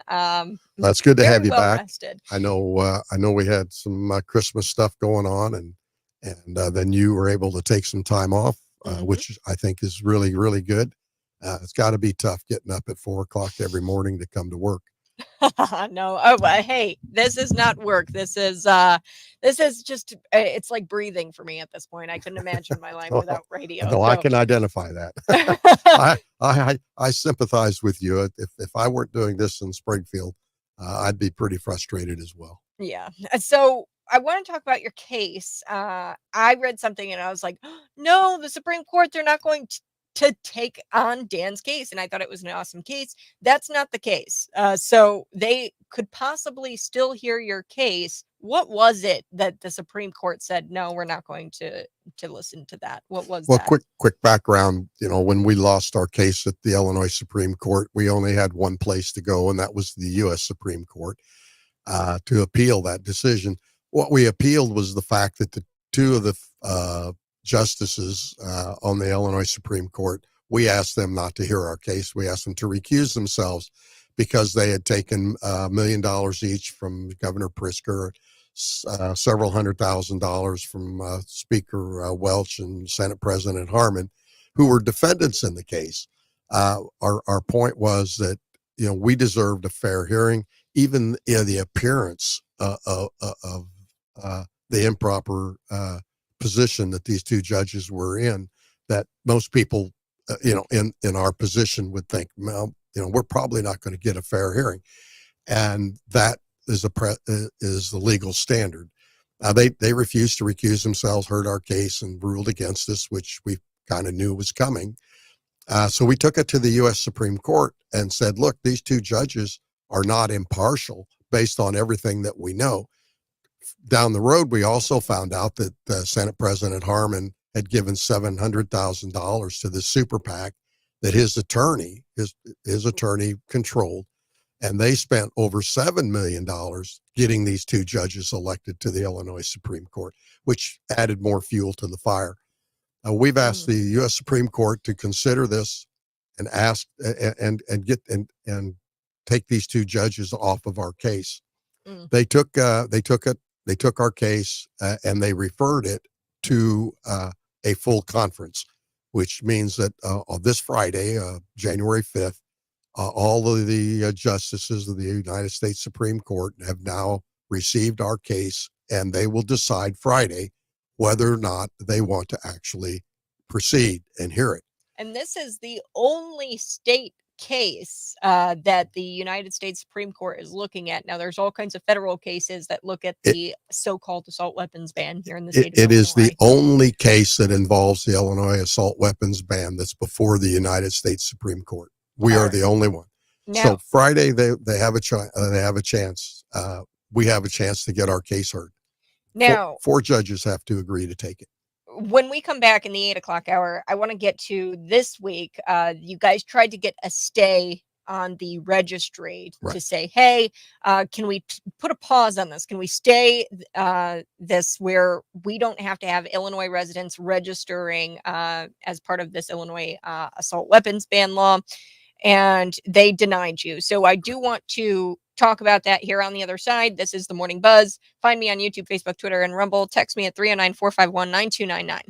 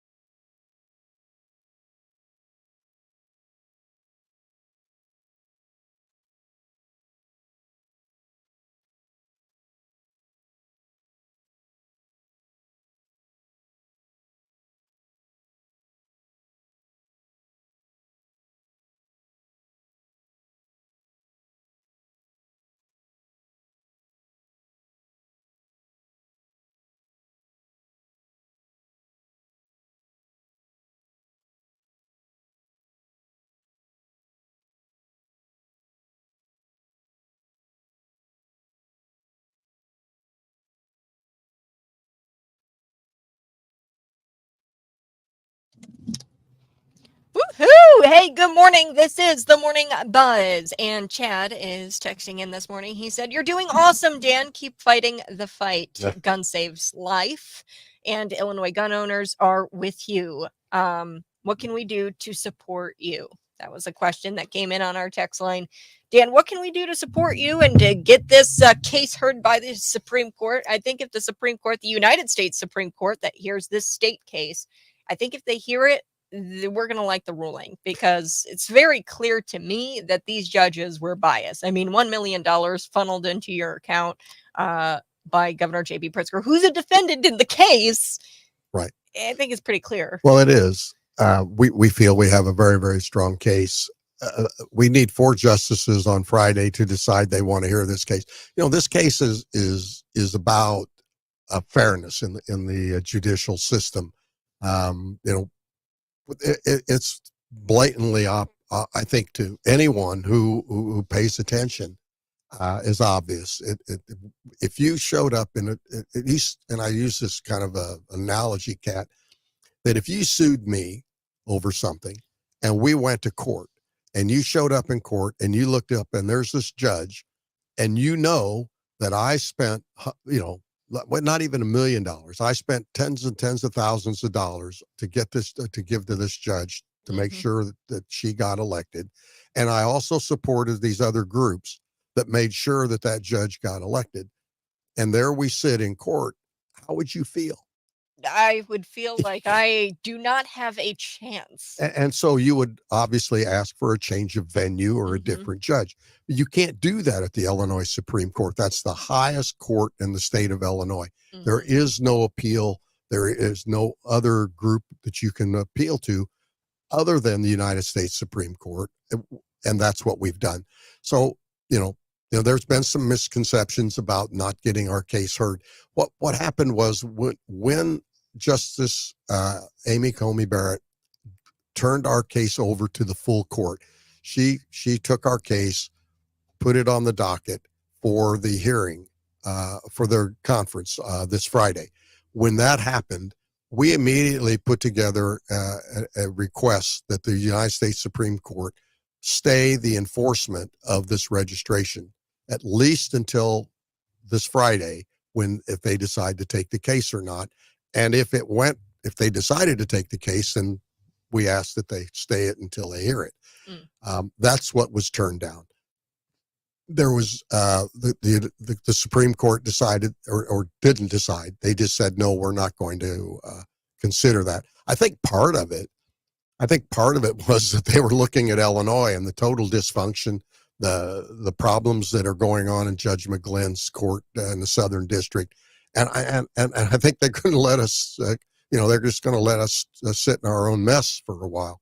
But on Friday, if four Supreme Court judges decide this is a case they want to take on, we're going to go back again and ask that that they stay the enforcement until at least we get a final resolution.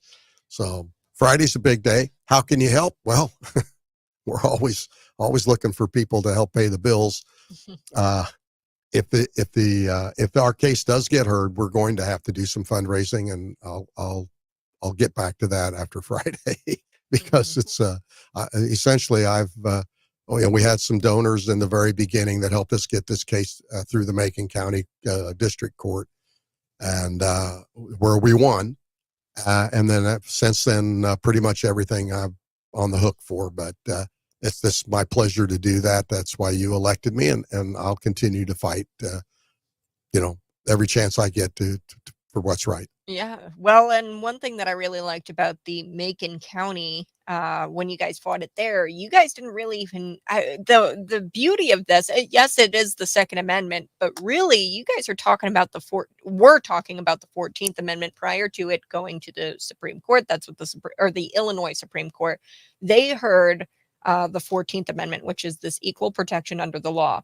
And, I say this, I went out to a Christmas parade this past year and I saw a cop walking around with an AR-15. I know what they look like. And I was like, wait a second, he's got an AR-15, but those are banned he's supposed to register that. But wait, he gets it, but I don't get it. I can't walk around with an AR-15, but he can walk around with an AR-15, and it doesn't make sense. It's And the part that we argued was that there's no way for the rest of us to keep our Second Amendment rights. You know, the Second Amendment guarantees everyone to be treated the same under the law. And we argued that there's, I and the group of people that supported us, and everyone in Illinois for that matter, were denied the right to buy, sell, own these guns, magazines, and repair parts when other people are given or can keep that Second Amendment right. And that's where we felt that this law was unconstitutional. Still, it is. It's unconstitutional in a lot of ways, being fought out in the federal courts. We're now down a different road in the United States Supreme Court. Yeah. Well, all of these federal cases are looking at the Second Amendment, whereas you guys are looking at, hey, these judges, these Illinois Supreme Court judges heard this case and they were biased. So it has a different tone to it. Yeah, and it wasn't just the money. Mm. It wasn't just the money.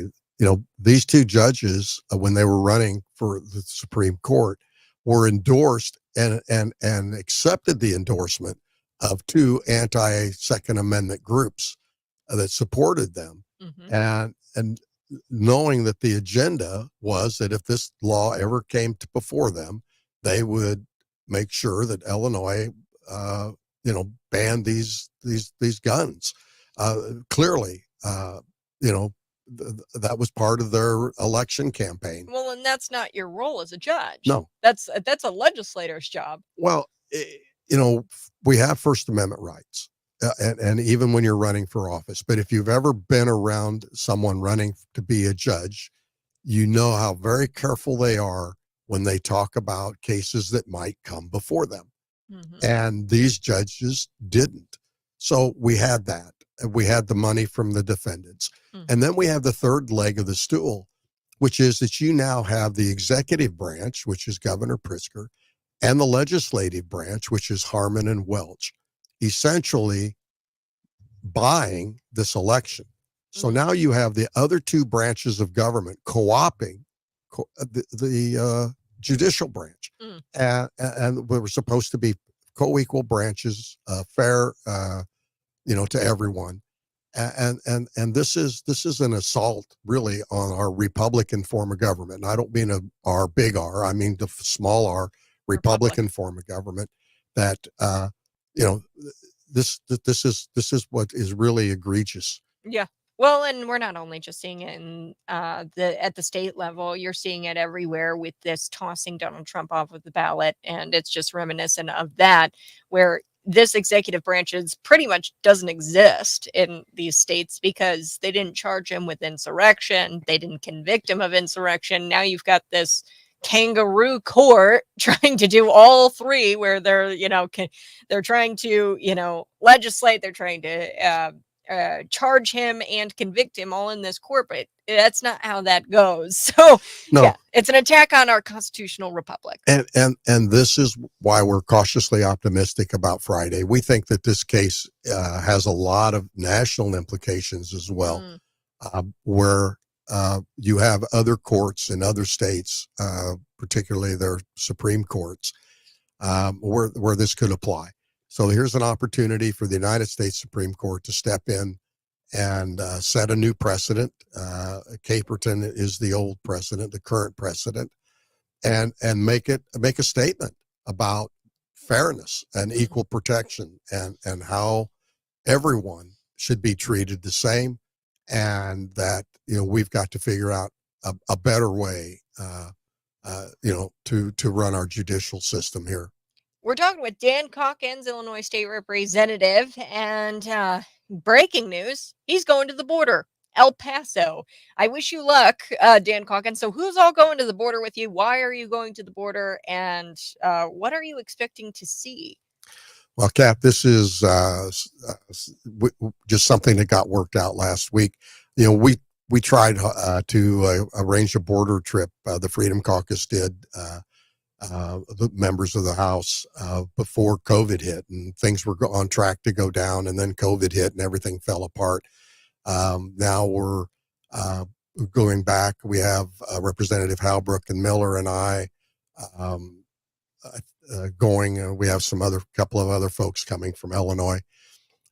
We're flying out tomorrow, and we'll spend all day Thursday on the Texas Mexican border with a group that is part of their mission is to show lawmakers what's going on down there.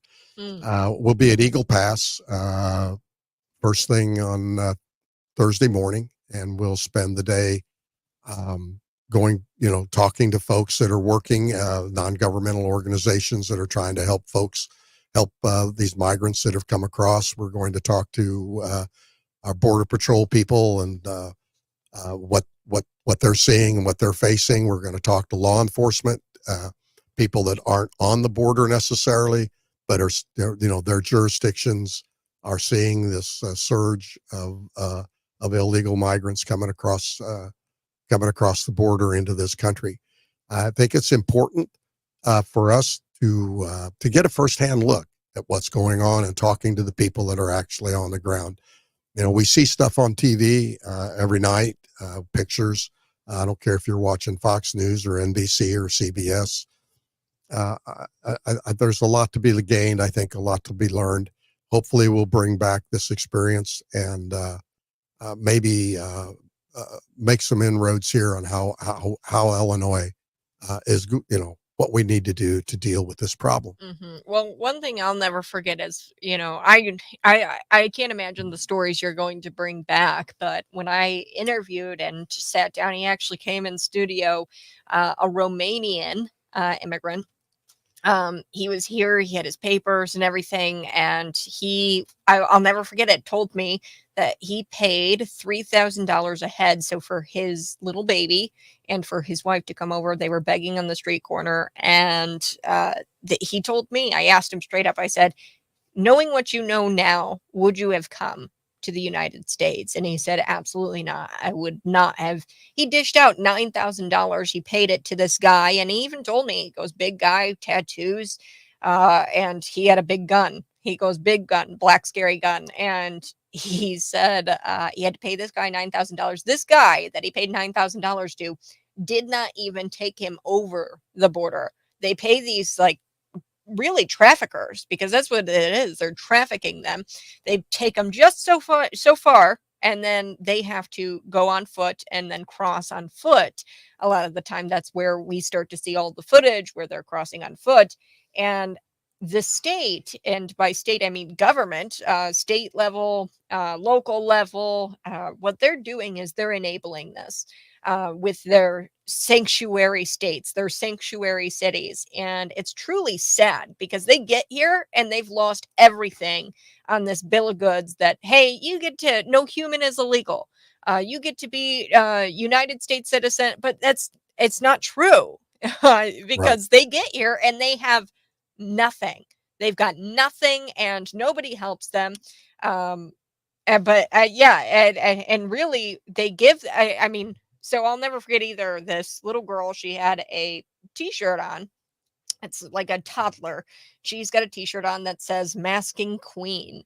And it was like this emoji with a mask on it. And I just kept asking myself, who gave her that shirt? Who gave her this shirt? And I think it's Democrat non-government organization. Possibly Democrats are giving them shoes, clothing, possibly money to get them started here in the country. And then in exchange, the great replace, which would be vote for me, and we'll give you these little, you've just spent $9,000 on this cartel guy to get you kind of close to the border. I know you don't have money. Here's a little bit of money. Vote for me. Yeah. Well, I think there's a serious problem like that. I'm also concerned about, what we're spending. Illinois is on track to spend well over $1 billion this year. And our fiscal year ends the end of June. We'll spend well over $1 billion dealing with this situation without actually putting any pressure on the federal government to make the changes necessary. Is it build a wall? I think part of it is we need to have a secure border, no question. Are there people in this country seeking asylum? Yes, I think there are. I think we have people coming into this country who are legitimately seeking asylum. The problem is that we have, millions of people coming here for economic reasons, and that's not what our immigration system is set up to do. Just rushing across the border because you're looking for a better job. We open our arms to people that are being truly oppressed. And I think the solution is that we need to sort this out. We need to sort out the people that are legitimately here, the folks that we can legitimately help and resettle. And the rest of the people that have come here illegally, that are not legitimately here for asylum, we need to figure out a way to get them to go back home, apply, come here legally if they want to, and we need to work on that. That to me, that's the humane way to do. If we're going to invest all this money in helping people, let's help the people that are legitimately here. But what's happening is we're spending billions of dollars dealing with folks that aren't here legally, and we need to separate these two groups out and focus on helping the people like we have done with other groups of folks that have come here during different times in our history when they were truly oppressed in their country. Yeah. So, Well, and what really is baffling. Afghans, most recently we brought Afghans in, the folks that helped us. It goes back, Hungarians when the Russians invaded. Our country's always welcomed the oppressed. We've just, our system is not set up, just anybody that wants to come here to work, just walk on in and, we're going to give you health care and housing and money and a phone. And that's not how this country's set up to work. Well, we have to take a quick break, but when we come back, I want to look at Chicago and the immigration issue, because there was one thing that the Chicago mayor, Brandon Johnson, kind of did. It was a council. They've got this big city council, Chicago. It's all Democrats and maybe a couple of independents. But a lot of Democrats wanted to hear this, where they would change this whole giving $9,000 to the migrants, and hey, let's rework the definition of a sanctuary city. Does it have to include this $9,000 stipend to each migrant, or can we cut back on that a little bit? Can we kind of put some parameters around this sanctuary city status? Do we have to give them $9,000?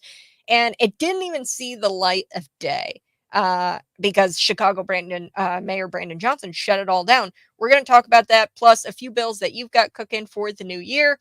You guys are going to be back in session, I think, already in February, right? We got 3 days in January. 3 days in January. Oh, yeah, wow. we're busy. All right. So we're going to be back next talking about all that here on the Morning Buzz, Cities 92.9. Find me on YouTube, Facebook, Twitter, and Rumble.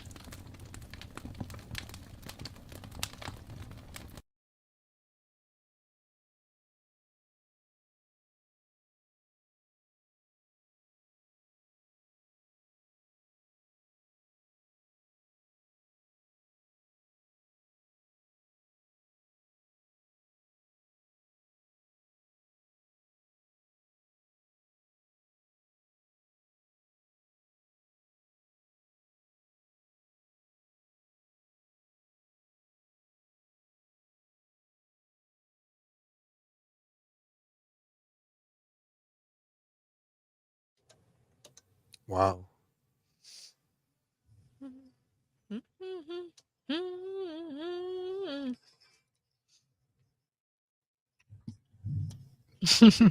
Good morning. Hey, this is the Morning Buzz, and we have a lot of fun here on the program, especially when Dan Calkins is in studio. He's an Illinois state representative, and we've been talking about a whole lot so far. We've talked about the Illinois gun ban, the state's assault weapons ban, and Dan Calkins, he's got a case. It's a state case that could possibly be heard by the United States Supreme Court, and we're going to know more about that on Friday. This week, Dan is also going to the border, and he's going there with the Illinois Freedom Caucus.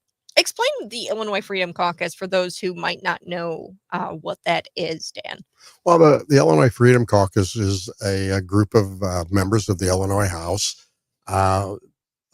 who have come together to support each other. We're very conservative, obviously, and we are loosely affiliated with the Congressional Freedom Caucus in Washington, D.C., a spinoff from that group. They're a nationwide organization. I think there are 12 or 13 state freedom caucuses around the country, and working on more. I think the Missouri Freedom Caucus launches this Friday. And our goal, really our charter, is to promote conservative values, family values, and we do our best to keep our caucus focused on what we're the platform that we're elected on. The national and state party platform. We also do a lot of research. We support causes, conservative causes around the state. We were in Danville when they tried to, this doctor out of Indianapolis was trying to open an abortion clinic against the wishes of a lot of people in Danville, and we supported them. And I think that I don't think that abortion clinic has ever been opened. We were in Springfield when the young lady swimmers found biological males in the girls' changing room at the Y. We were up at Goshen, or up in when the Chinese battery plant was projected to come to Illinois. We went up there and stood up with the residents of that community. So, we're here to help. We've joined together, and the numbers are good. There's currently 6 of us, and we've traveled around the state doing press conferences, doing town hall meetings with different groups, different conservative groups around the state of Illinois. Illinois' problems are man-made. We have a great state. We have great people in the state. We have all the resources we need to be a great state. Unfortunately, we have terrible government. And, at some point, we have to change that. And that's kind of been our focus. Before we took the break, Dan, I was telling you, and speaking of terrible government, I was telling you a little bit about the Chicago City Council, and you see it at the state level, and you also see it in your cities, and this is how a lot of cities statewide just kind of run things. So here's the City Council. They actually rejected a bid to ask voters to weigh in on Chicago's sanctuary city status. Now, this wasn't eliminating their status. Really what this was, it was just the City Council, they were being asked to consider, hey, do we really have to give these migrants in Chicago $9,000? Can we pull back on that a little bit? Can we make it a referendum where, Chicago voters have a say in how much money we actually give these migrants, these illegal immigrants? Can we have a say? And here's what the question, the referendum would have been. It was just, should the city of Chicago limit its designation as a sanctuary city by placing spending limits on its public funding? Can we just limit the public funding and spending on the sanctuary city status? And this was Anthony, or I think his name is Beal. Yeah. He brought this forward, and he's a Democrat. Okay. There are no Republicans in Chicago at all. Well, not on a city council. There are Republicans in Chicago, very frustrated, but there are Republicans, and they're working hard to try to turn things around. but not on the city council. You are correct. Yeah, and all they needed like a 2/3 vote to bring this referendum to the ballot and ask the voters in the March 19th primary, hey, should the city of Chicago limit its designation as a sanctuary status? Not get rid of it, just limit it. And what was just so disturbing, you had Brandon Johnson and his city council allies. They used a maneuver to stop this referendum from even being considered, from even reaching the light of day to talk about it. And Dan, really, what do you think about, the migrants? You're going down to the border, and the city of Chicago. There's Black residents who are very upset about this. It's really affecting these Black residential areas in the Black communities, and I think that they're the ones who are suppressing the Black vote here. I think that the Black residents there in Chicago would actually prefer to have a say on the designation of the sanctuary status of the city, and what kind of limits we should put on that. I don't know. This sounds oppressive. Well, it is, and it is exactly what you just described. But I guess my point to the people that are upset is that you get what you vote for. I mean, you voted for these people. You allowed the teachers union to buy the mayor's race for Brandon Johnson. Everybody knew what he is, and you still voted for it. So I'm sorry, you voted these people in. Until you decide to vote them out, you're going to get exactly what you have coming. It's unfortunate. Chicago's a great city. Joe and I, we love going up there. At least we used to. Used to go quite regularly before COVID. And now, of course, with all the problems up there, we don't go very often. Mm-hmm. But this is what's happened. And it's happening on the state level, where Governor Pritzker is taking over $1 billion out of our budget to deal with this, what he is support, his position that, we're going to take care of everybody that comes to Chicago. Well, that $1 billion comes out of our budget, and it should be used for other things. Just as a quick kind of a follow through with that, we're seeing professionals at our universities complaining that they're not being paid enough, that their pay is not does not match the work that they do, and I have a lot of empathy with that, but yet that money has to come from somewhere, and in order to compensate these state employees, these university employees in these jobs who say that their pay is not commensurate with other state jobs, that money has to come from somewhere. And right now, that money is going to pay for, these migrants, these people that are not in this country legally. Think of how far that $1 billion would go to help offset some of these inequities in pay. Mm-hmm. I'll have an op-ed on that, hopefully this week, and we'll try to get that published. It takes me right back, Kat, to what we said over and over again. Other times we've talked, show me your budget and I'll tell you what your priorities are. Mm-hmm. And right now, the state of Illinois, the priorities are not taking care of the people that are living and working here legally here, that are contributing, to our state, taxpayers, hard workers. You work for ISU or EIU, the University of Illinois, or you work downtown. We are taking away from them to support people that have come to this country illegally. They don't, and we know that 90% of them are going to be sent back at some point. So this is the priority of this government, of our state government, and it's got to change.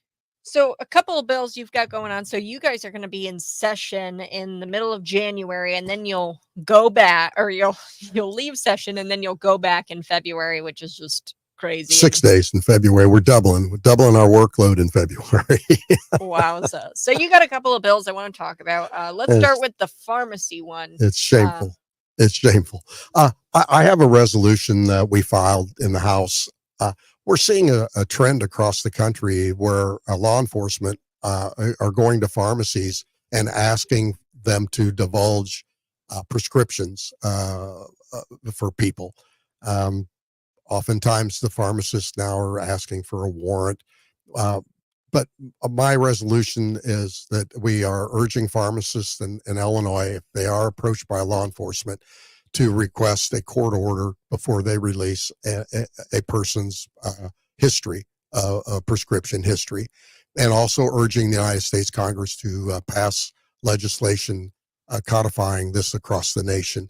This is a terrible intrusion into our privacy, and currently the HIPAA laws don't seem to be strong enough to protect us from this kind of intrusion. So it's a resolution. It's not a law, a bill that'll go into law, but hopefully we'll urge pharmacists in Illinois and bring this to their attention. Yeah, well, and another one that I want to hit, this is going to be an easier pill to swallow now because of Dan Calkins, if this goes through, having to get your license plate renewed online. So they've shifted it all online as of the first of this year, correct? Well, it's not all online. You can still walk into the driver's license bureau, an office and renew your license plates. But what we've done, and you get a reminder card on the back of it. It says to skip the line, renew online. And what we're trying to do is transition people into renewing their license plates online to take the pressure off of the employees so that they can concentrate on titles and also getting people's driver's license. It's that's a huge, have to do that in person type of thing.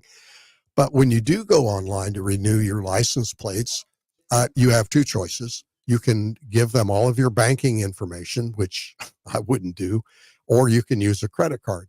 Well, when you use a credit card, you get charged a user fee. So that discourages people from renewing online. My bill says that we're going to waive the credit card fee, and we want to reduce the cost of renewing your license plates by $5. It's a nominal fee, but I think it's something that the state of Illinois can afford. And I think it's something that may enthuse people, or at least incentivize folks to take that step and renew their license plates online and help us relieve some of the pressure off of our driver's license facilities. And one more that I want to talk about, Facebook, they actually don't have a customer service line. So I've never really had to deal with Facebook. I've only dealt with Twitter. So there was one thing where I had this heckler, he created our logo and was using our logo and was like, masquerading as Cities 92.9. It happens quite often. And a lot of those times I will just, they're just fake accounts. They don't gain any traction. But this one was I was having some issues with, so I contacted Twitter and I said, hey, they're using our logo.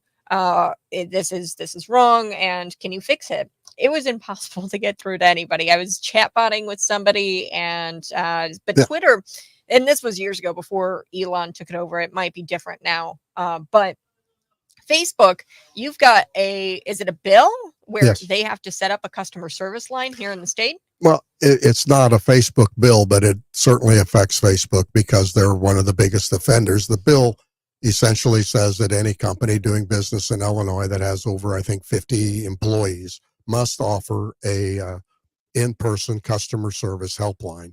And that request for help has to be answered within 24 hours and a resolution of some sort, it puts a deadline on when they can do it. Here's the problem with Facebook. And I have a constituent who has this problem, and this is kind of where this all started. This family's mother passed away. Her Facebook account got hijacked. It got taken over. And the person that took over that Facebook account is harmful to that family. There is no way for them to talk to somebody at Facebook to get that account taken down. They don't have her password, that login codes, and there's no way for them to talk to anybody in that company to take that account offline. And that's wrong. And it's very harmful.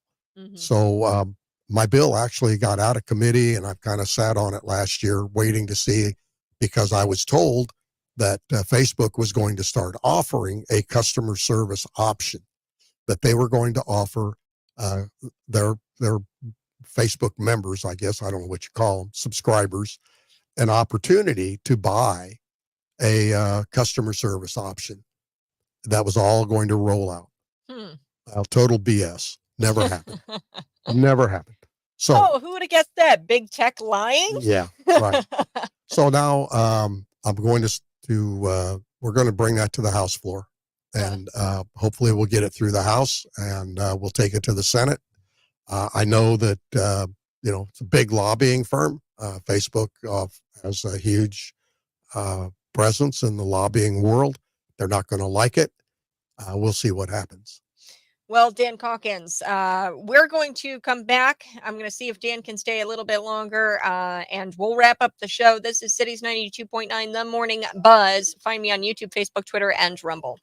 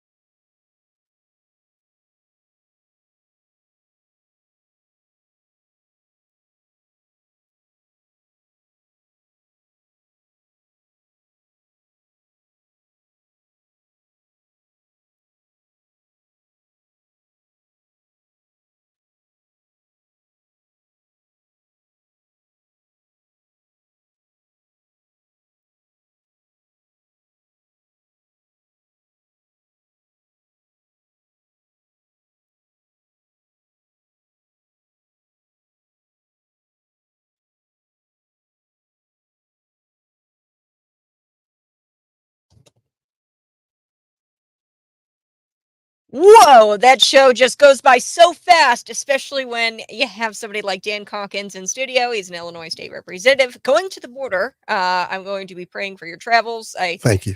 It's dangerous. Well, you we go to the will have border. security, and they will provide us with a vest, and we'll be taken care of. Thank you, though, for your concern. Yep.